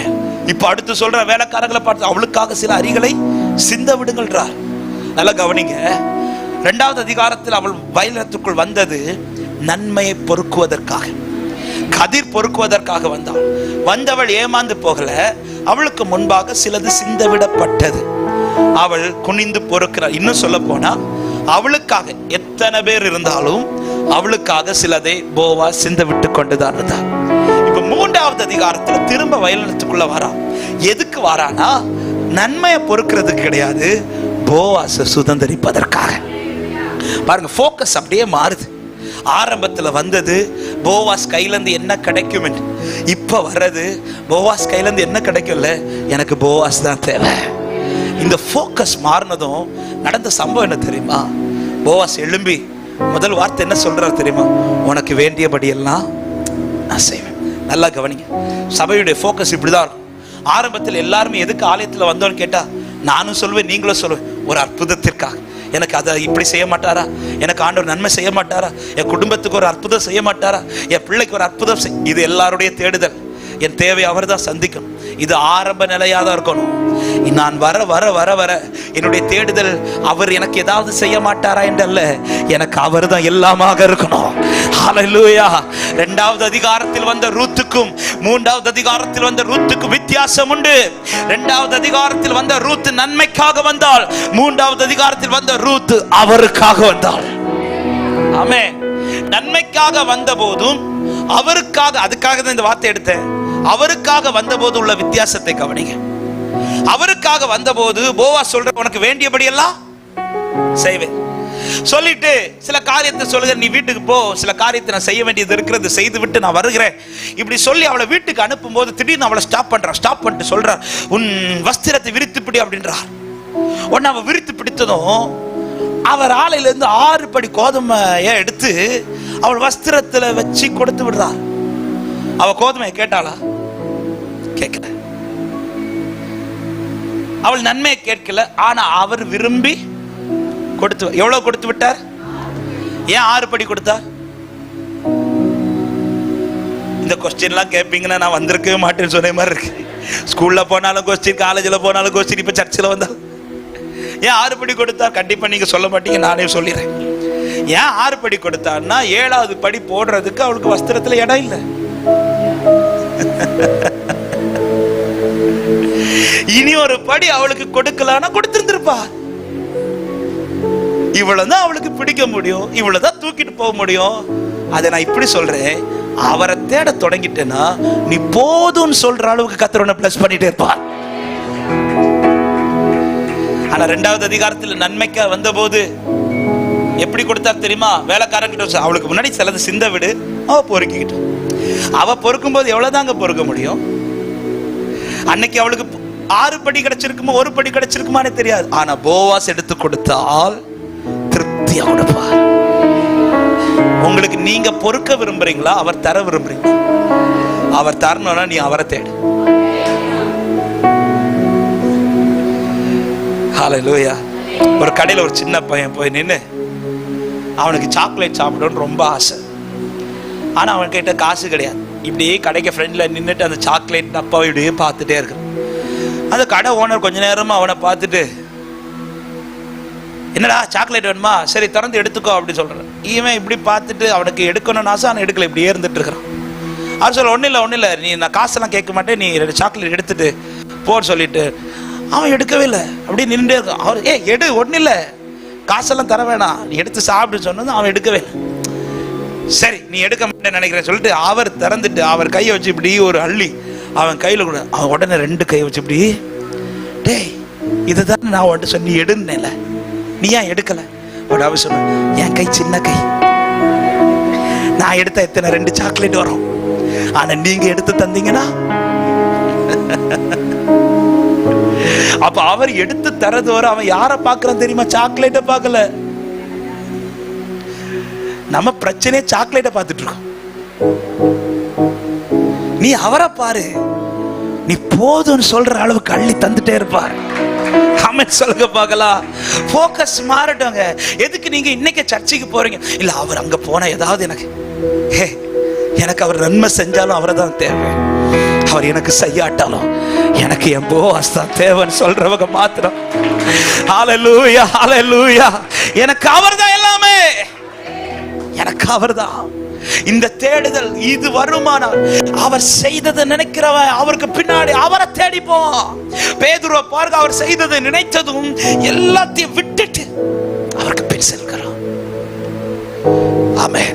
வேகமா ஒரு சில காரியத்தை சொல்லி ஜெபிக்கிறேன். அப்ப அவர் செய்ததை நினைக்கிறவன் அவருக்கு பின்னாடி போவான். அவர் என்ன செய்தார்? நான் எலியா எலிசா சம்பவத்தை வைத்து ஒரு சில காரியங்களை சொல்லி ஜெபிக்கிறேன். லூக் 1 ராஜாக்கள் 19வது அதிகாரத்தை எடுத்துக்கொள்ளுங்கள். இப்ப எலியா எலிசாட்ட சொல்றார், நான் உனக்கு செய்ததை மட்டும் நினைத்துக்கொள்.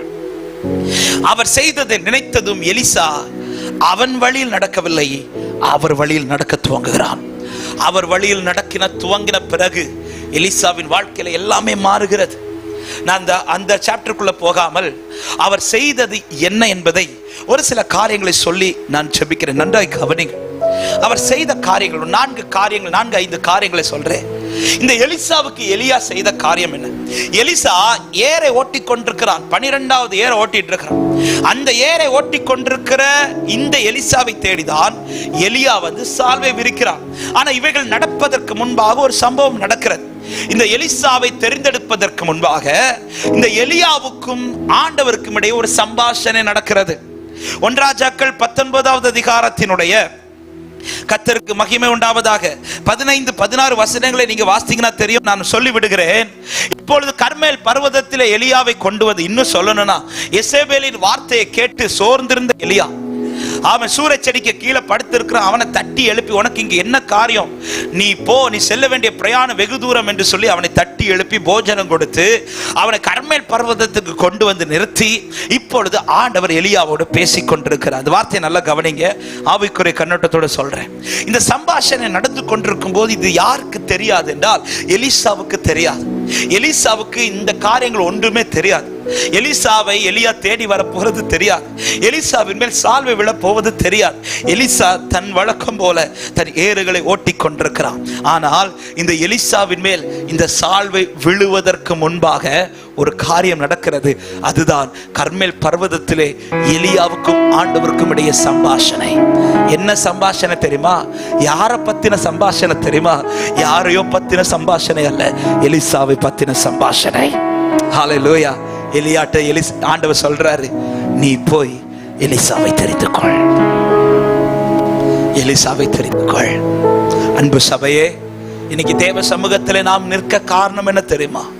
கர்த்தர் நம்மை தெரிந்தெடுக்க காரணம் என்ன தெரியுமா? நாம் அவரை அறிவதற்கு முன்பாக நம்முடைய பெயரை அவர் பரலோகத்திலே பேசி இருக்கிறார். எத்தனை பேர் நம்பி ஆமென் என்று சொல்றீங்க? இது எவ்வளவு பெரிய பாக்கியம் தெரியுமா?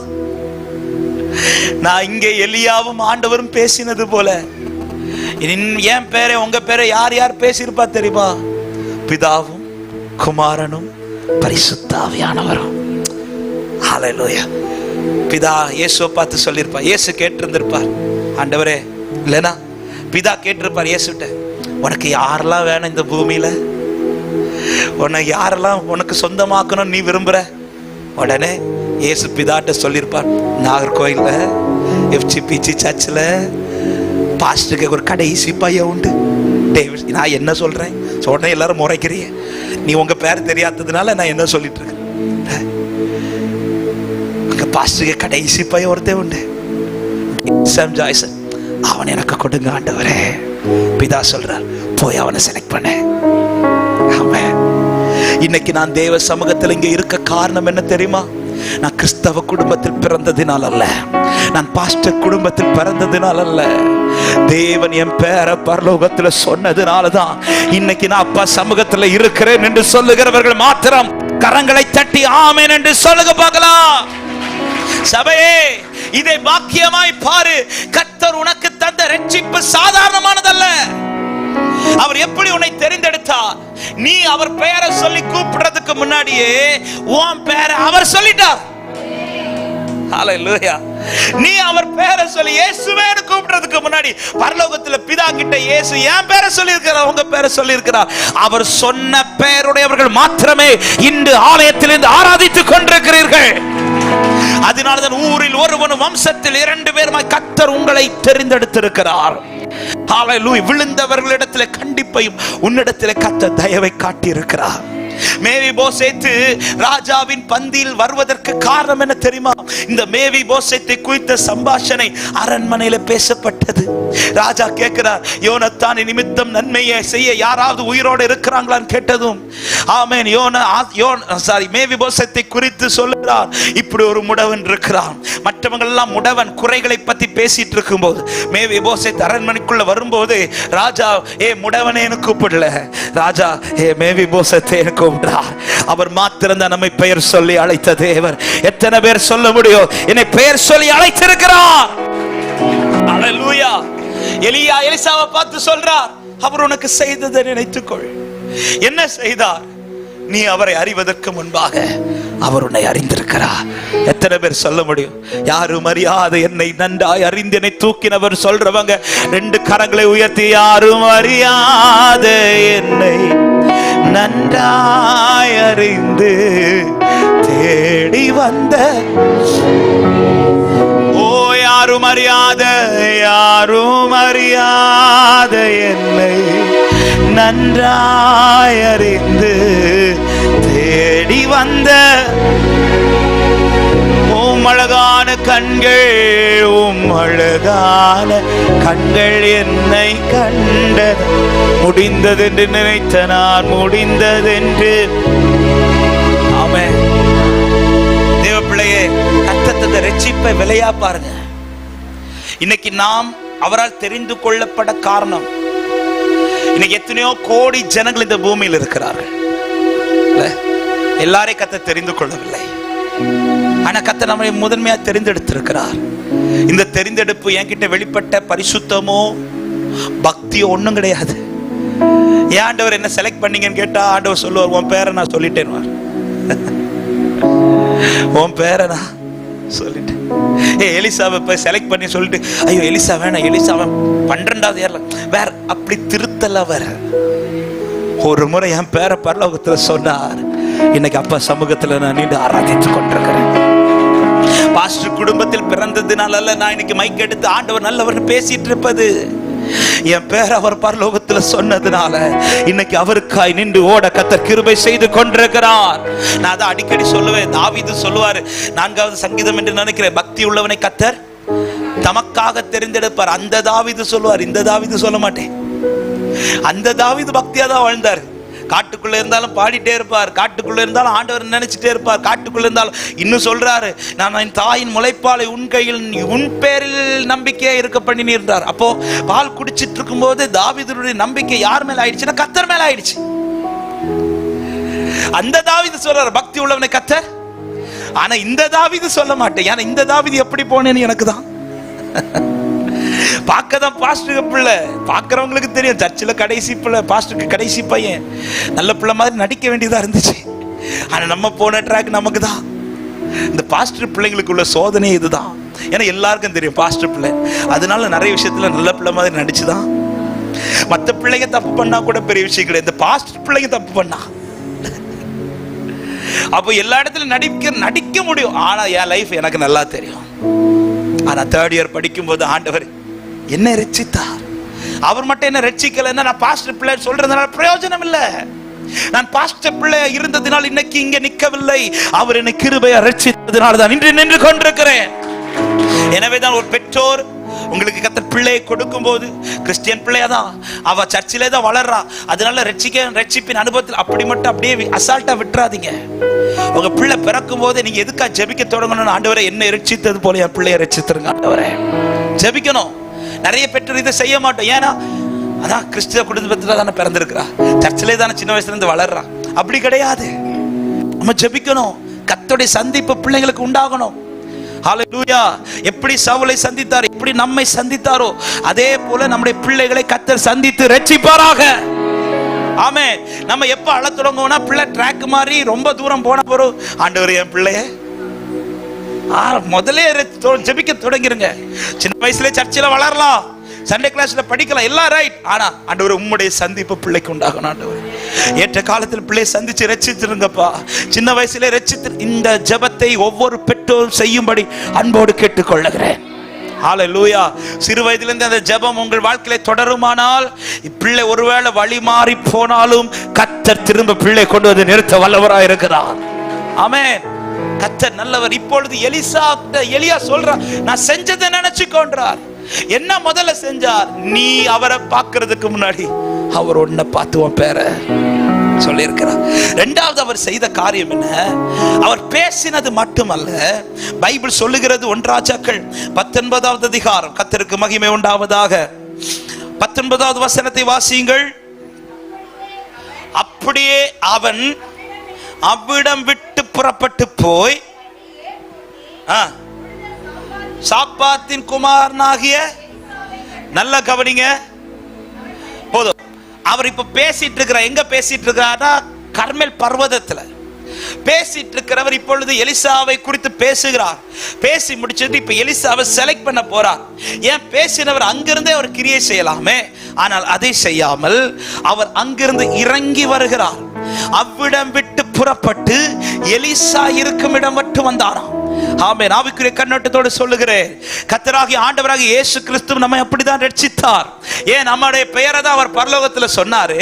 அங்க இருந்துட்டு அவர் ரட்சிப்பை கட்டளையிட்டு இருக்கலாமே, ஆனால் அவர் அப்படி செய்யவில்லை. ஏனால் அப்படி செய்தால் நம்மளால அவரிடத்தில் வர முடியாது என்று அவருக்கு நல்லாவே தெரியும். நானும் நீங்களும் இருந்தது சாதாரண குழியில் அல்ல, பயங்கரமான குழியில் இருந்தோம், உளையான சேற்றில் இருந்தோம். நம்மளால எழும்பி அவரிடத்தில் வர முடியாது என்று தெரிந்ததுனால அவர் அவ்விடத்திலிருந்து எனக்காக இவ்விடம் மட்டும் இறங்கி வந்தார். எத்தனை பேர் சொல்ல முடியும் 2000 ஆண்டுகளுக்கு முன்பாக எனக்காக தான் அவர் வந்தார்னு சொல்றவங்க ஆமென் என்று சொல்லுங்க பார்க்கலாம். ஹல்லேலூயா. பர்வதத்தில் இருந்த எலியா இப்பொழுது எலிசா இருக்கும் கீழே மட்டும் வரார். உன்னதத்தில் பிதாவின் வலது பார்சத்தில் இருந்தவர். ஆமென். சொல்லிருப்பார், டேவிட்டை செலக்ட் பண்ணணும்னா நீ கீழே போகணும். அவர் ஓகேன்ட்டார். ஓகேன்ட்டார். ஆமென்.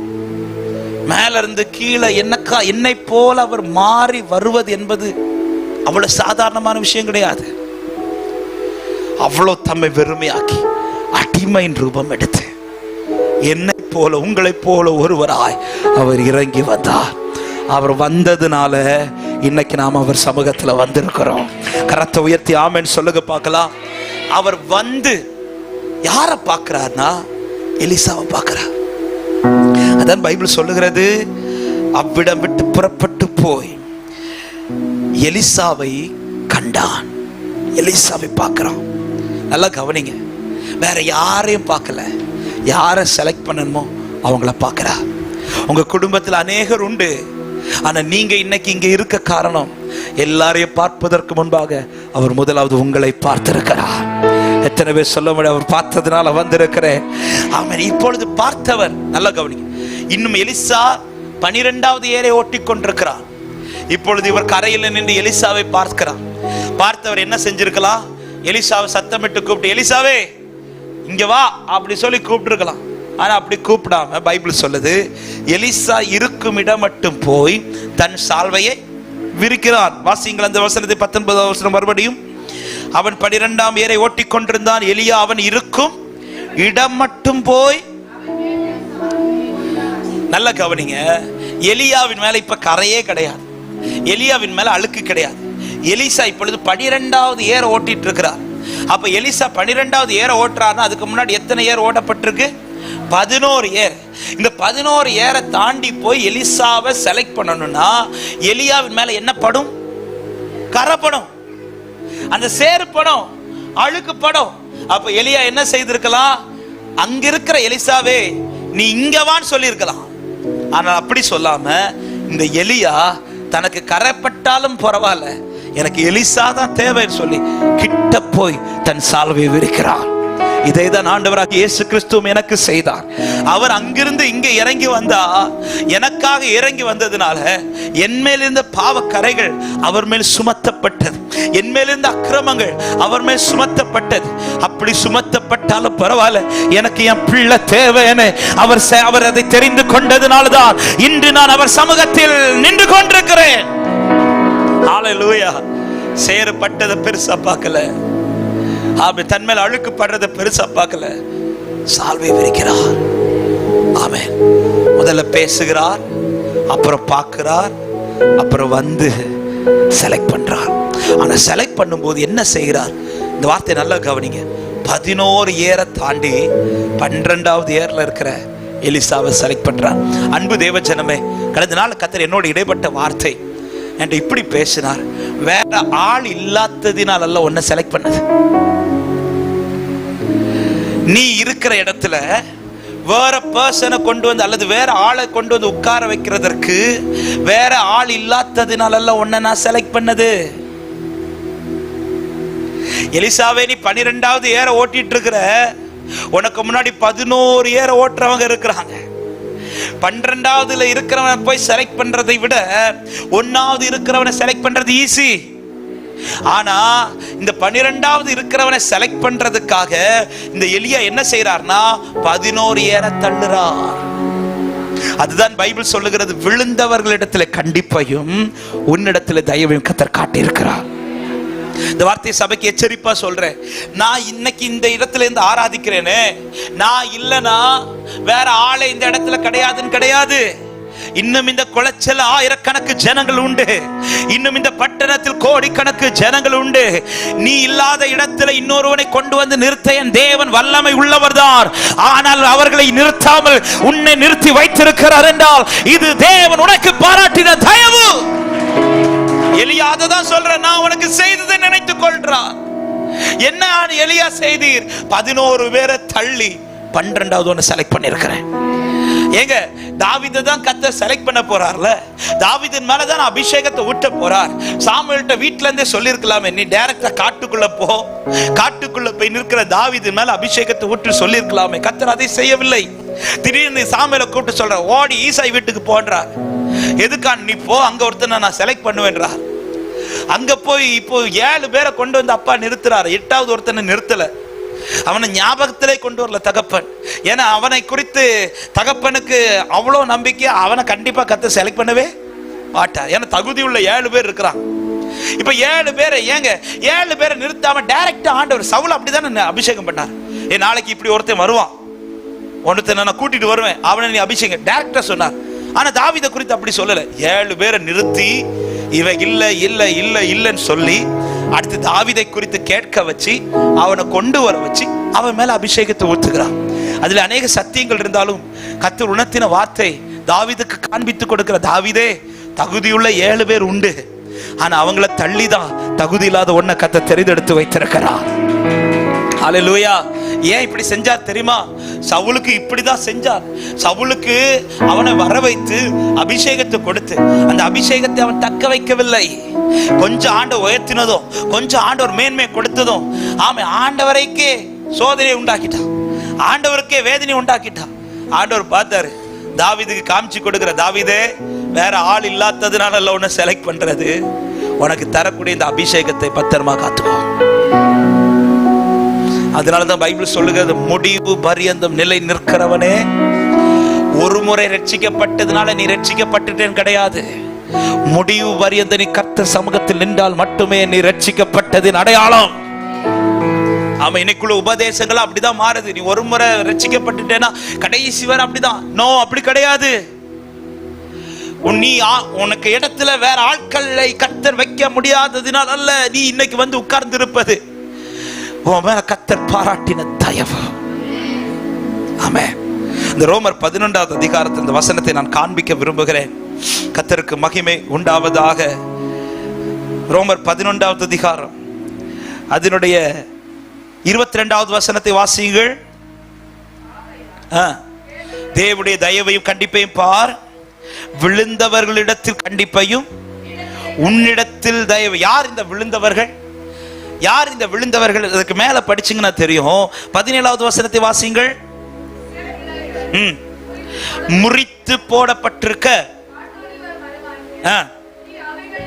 நீ அவைகள் இருந்து, அதாவது ஏற்கனவே ஒரு கிளை அங்க இருக்குது, அந்த கிளைய முறிச்சு போட்டுட்டு நீ அந்த அந்த மரத்தோடு வளர்ந்த கிளை கிடையாது, நீ காட்டொலிவ மரமாகிய நீ அவைகள் இருந்த இடத்தில் ஒட்ட வைக்கப்பட்டாய். நீ வளர்ந்தவன் அல்ல, நீ ஒட்ட வைக்கப்பட்டவன். அதனாலதான் யோவானை கொண்டு எழுதும் போது இப்படி எழுதுறார், அவர் தமக்கு சொந்தமானதிலே வந்தார். 1வது அதிகாரத்தில் இருக்கு, அவர் தமக்கு சொந்தமானதிலே வந்தார், ஆனால் அவருக்கு சொந்தமானவர்கள் அவரை. அதனால அந்த பாக்கியம் யாருக்கு கிடைச்சுனா, புறஜாதிகளா இருந்த நமக்கு அந்த பாக்கியத்தை கர்த்தர் தந்தார். அந்த வசனத்தை படிக்கும் போதெல்லாம் நான் இப்படி படிப்பேன், அவர் தமக்கு சொந்தமானதிலே வந்தால் அவருக்கு சொந்தமானவர்கள் அவரை ஏற்றுக்கொள்ள அவர் விடல. அவர் விட்டிருந்திருப்பார்னா இன்னைக்கு இந்த கூட்டம் இங்க வந்திருக்காது. அவர் விடாததுனால ஒன்றுக்கு முதவாத நம்மளை கொண்டு வந்து உட்கார வச்சு ஆராதிச்சிட்டு இருக்கிறார். அதுதான் இங்க வேதம் சொல்லுகிறது. கிளைகளை முறித்து எங்கேயோ கிடந்த ஒன்ன அவர் எடுத்து ஒட்டி வச்சிருக்கிறார். ஏங்க, ஒட்ட வச்ச கிளைய தட்டி விடுறது ஈஸியா, கூடவே வளர்ந்த கிளைய வெட்டி விடுறது ஈஸியா? இதெல்லாம் ஜாக்கிரதை. ஒட்ட வச்சத இப்படி தட்டுனா விழுந்துரும். ஆனா கூட வளர்ந்த கிளைய முறிக்கிறது கஷ்டம். எவ்வளவு ரிஸ்க் எடுத்து நம்மள ஒட்ட வச்சார் தெரியுமா? கூட வளர்ந்த கிளைகள் எல்லாம் முறிக்கும். அது முறிக்கும் போது அந்த மரத்துக்கு வலிக்கும். அதுதான் அவர் சிறுவையிலே பாட்டார். ஒவ்வொன்னா அடி வாங்குறார், எல்லாத்தையும் சகிக்கிறார். அவர் கையில் ஆணி அடிக்கும் போது சிலவைகள் அவரை குறித்து அவரிடத்திலிருந்து வெட்டப்பட்டது. அவருக்கு சொந்தமான அநேக கிளைகளை முறித்து போட்டுவிட்டு எங்கேயோ கிடந்த காணியாட்சிக்கு புறம்பாய் கிடந்த அந்நியர்களாய் கிடந்த வாக்கு தத்தத்திற்கு அந்நியர்களாய் கிடந்த நம்மை அவர் ஒட்ட வைக்க ஒட்ட வைக்க ஒட்ட வைக்க சில கிளைகளை கர்த்தர் முறித்து கொண்டே இருந்தார். இது தேவன் பாராட்டின தயவு. எனவேதான் கீழே சொல்லப்படுகிறது, அவன் விழுந்தவர்களிடத்தில் கண்டிப்பா உன்னிடத்தில் தயவையும் காண்பித்தார் சொல்லிட்டு அடுத்த வார்த்தை, அந்த தயவிலே நிலைத்திருப்பாயானால் உனக்கு தயவு கிடைக்கும். நிலைத்திராவிட்டால், இந்த வார்த்தையை எச்சரிப்பாய் சபைக்கு சொல்லுகிறேன், நிலைத்திராவிட்டால் நீயும் வெற்றதை விட ஒட்டப்பட்டவனை தட்டி விடுறது ஈஸி. எனவேதான் ஒரு தேவ பிள்ளை தினமும் எதற்கு நன்றி செலுத்தணும்னா, தேவன் தந்த ரட்சிப்புக்காக நன்றி செலுத்தணும். 2வது, தேவன் தந்த ரட்சிப்பை காத்து கொள்ளுங்கள். ஹல்லேலூயா. எனவேதான் வேதத்தில் கடைசியில் ஆண்டவர் முடிக்கும் போது இப்படி சொல்லுவார், அநியாயம் செய்கிறவன் இன்னும், அசுத்தம் செய்கிறவன் இன்னும், பரிசுத்தம் உள்ளவன் இன்னும், நீதி செய்கிறவன் இன்னும். ஏன் ஆண்டவர் இதை சொல்லணும்? அதை ஒரு முறை ரட்சித்த ஆண்டவர் அப்படியே நம்மளை கொண்டு பரலோகத்துக்கு போயிருக்கலாமே. முடிவு பரியந்தம், முடிவு பரியந்தம் எலிசாவுக்கு காண்பித்து கொடுக்கிறார். நீ 12வது இயர்ல இருக்கிற எலிசாவே, உனக்கு இன்னைக்கு இந்த ரட்சிப்பு கிடைக்க காரணம் நீ மட்டும்தான் இருக்கிறதுனால இல்ல, தகுதியுள்ள அநேகரை தள்ளிதான் கர்த்தர் உன்னை தேவ சமூகத்தில் உட்கார வச்சிருக்கிறார். இதை நான் நினைப்பேன், ஆனால் என் கால்கள் என் இஷ்டத்துக்கு போகாது. ஆமென். பேதுருவே, வேற படகுகள் இல்லாததினால அவர் ஒன்னு படகுல வந்தது. வேற எல்லா படகும் எல்லாருக்கும் தேவை, ஆனா உன் படகு மட்டும்தான் யாருக்கும் தேவை கிடையாது. எல்லா படகுக்கும் எல்லாருக்கும் போவாங்க, ஆனா உன் படகு யாரும் தேடி வர மாட்டாங்க. அப்படிப்பட்ட படகு தான் நான் தேடி வந்தேன். பேதுரு எல்லாவற்றையும் விட்டுட்டு அவருக்கு பின் செல்லுகிறான், அவருக்கு பின் செல்லுகிறான்.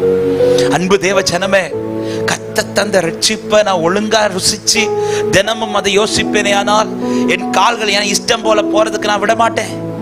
என் மனம் என் இஷ்டம் போல போறதுக்கு விட மாட்டேன். என் சிந்தை என் இஷ்டம் போல போறதுக்கு விட மாட்டேன். என் கை என் இஷ்டம் போல செய்யறதுக்கு விட மாட்டேன். யோசிப்பேன், ஏன்னா நான் கிரயத்துக்கு கொல்லப்பட்டிருக்கிறேன். நான் அவரால் மீட்கப்பட்ட தேவ பிள்ளை. நான் அவருடைய வழியில நடக்கிறதான் என் இருதயம் துடிக்கும். இதெல்லாம் செஞ்சு அவன் மேல என்ன விரிக்கிறார்னா சால்வை விரிக்கிறார். எந்த சால்வை விரித்தா? யாருடையோ சால்வை விரிக்கல. பைபிள் சொல்லுது எலியா தன் சால்வையை 19 கடைசி 19 ஏதோ ஒரு சால்வை அவர் விரிக்காமல் தன் சால்வை போட்டார். அப்படின்னா அதுதான் எசேக்கியேல் 16 இருக்கும். அவர் தம்முடைய வஸ்திரத்தை நம்மேல் விரித்து இது முதல் நீ என்னுடையவன் என்று அழைத்தார். அந்த இரட்சிப்பின் வஸ்திரத்தை பெற்றிருக்கிறவர்கள் மாத்திரம் கரத்தை உயர்த்தி ஆமென் என்று சொல்லுங்க பார்க்கலாம். அவன் இதை நினைச்சுக்கோ. இப்போதான் சொல்றார் எலியா, நான் உனக்கு செய்ததை முத்தமிட்டு போறேன்னு சொல்றவன் இப்ப ஓடி என்ன செய்யறான்? தன் ஒரு ஏர்மாட்டை பிடிச்சு அடிக்கிறான். அவன் சொல்லிட்டு போனதுக்கும் அவன் செய்யறதுக்கும் வித்தியாசம் இருக்கு. அவன் சொன்னதுக்கு முத்தமிட்டு வந்துடுறேன், ஆனா அவன் செய்யறது ஒரு ஏர்மாடை பிடிச்சு அந்த ஏர்மாட்டை இறைச்சியை சமைச்சு அது எல்லாருக்கும் கொடுக்குறான். ஓகே, இப்ப நான் கேட்கிறேன், எந்த ஏர்மாடை பிடிச்சிருந்திருப்பாரு?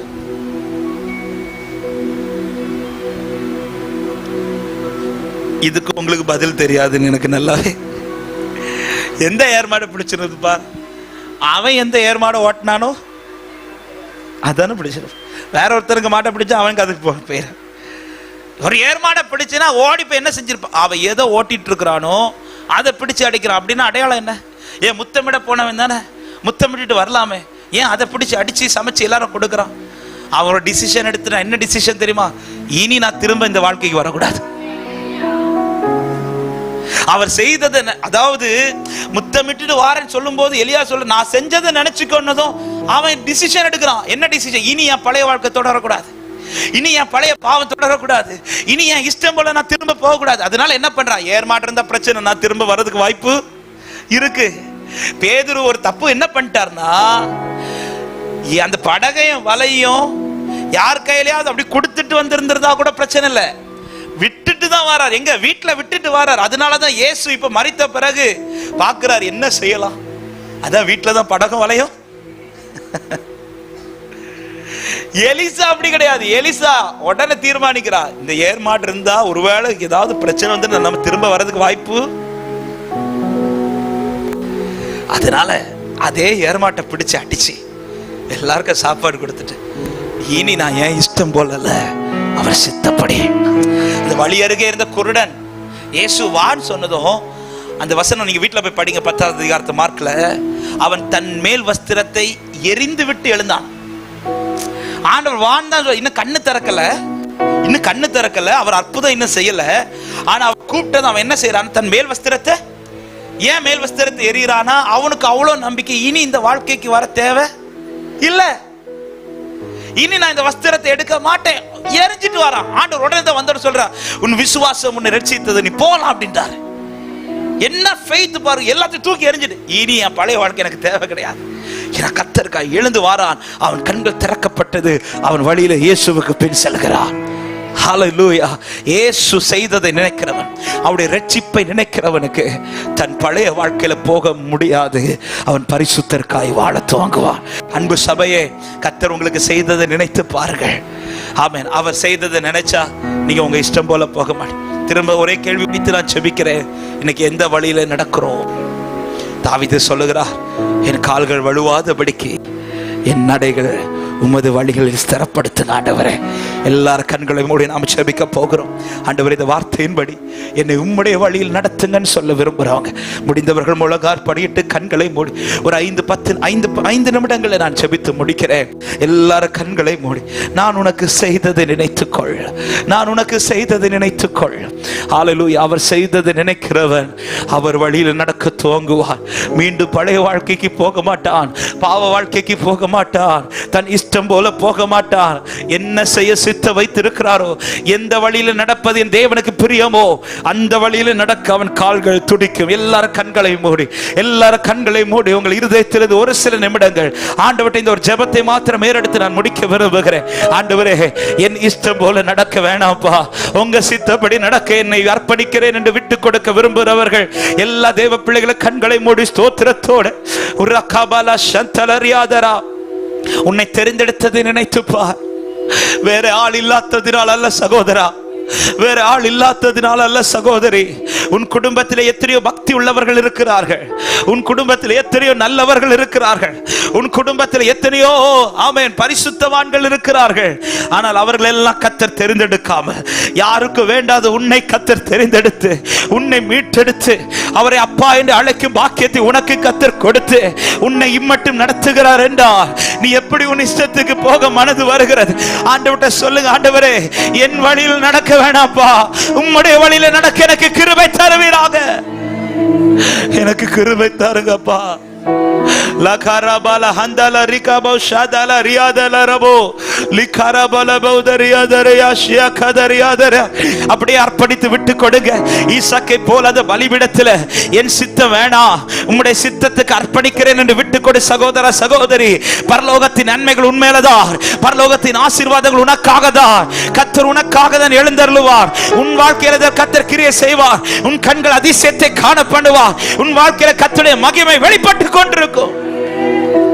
ஹalleluya. இஸ்மவேல் தன் இஷ்டம் போல வளர்ந்தவன், ஈசாக்கு அவர் இஷ்டத்தின்படி வளர்ந்தவன். தன் இஷ்டம் போல வளர்ந்த இஸ்மவேல் வாழ்க்கை ஆமென் அது நாசமாய் போனது. ஆனால் அவர் சித்தப்படி தன்னை அர்ப்பணித்த ஈசாக்கின் வாழ்க்கை அதுதான் வாக்குத்தத்தத்தின் சந்ததியாய் ஆசீர்வதிக்கப்பட்டது. லக்கார், நீங்களே இஸ்மவேலை போல அழைக்கப்பட்டவர்கள் அல்ல, நீங்கள் ஈசாக்கை போல வாக்குத்தத்தத்து பிள்ளைகளாய் அழைக்கப்பட்டவர்கள். எத்தனை பேர் அர்ப்பணிக்கிறீங்க? என்னை விட்டு கொடுக்கிறப்பா, இனி என் பழைய வாழ்க்கையின்படி அல்ல, என் வழியில் அல்ல, உம்முடைய வழியில் நடக்க எனக்கு கிருபை தாரும் என்று சொல்றவங்க மாத்திரம் உங்க வலது கரத்தை உயர்த்தி, நீ அலைந்தது போதும், இனி நீ அலையக்கூடாது, இனி நீ அலைந்து திரியக்கூடாது. ஆகாரை போல நீ அலையாதே, உனக்கான வழியில நின்னு பாரு. உனக்காய் துறவு ஏற்கனவே ஆயத்தப்படுத்தப்பட்டிருக்கிறது. சபையே, நீ ஏன் அலைந்து கொண்டிருக்கிறாய்? உன் வழியில போறதுனால தான் அலையிற. ஹalleluya. உன் வழியில போறதுனால யாக்கோபு சொல்லுகிறார், நான் போகிற வழியில நீங்க என் கூட இருக்கணும், நான் செய்யறதுல நீங்க எனக்கு உதவி செய்யணும். அதனால 20 வருஷத்துக்கு மேல மாமனார் வீட்டுல அவ்வளவு கஷ்டப்படுறான். அவர் வழியில நடப்பதற்கு பதிலாக என் வழியில் நான் நடக்கப்பேனே, ஆனால் அநேக துன்பங்களையும் அநேக அலைச்சல்களையும் நான் பார்க்க வேண்டியது இருக்கும். சபையே, அவர் வழியில் நடந்து பார். உன்னை அதிகம் அலைய விட மாட்டார், உன்னை அதிகம் அலைய விட மாட்டார்.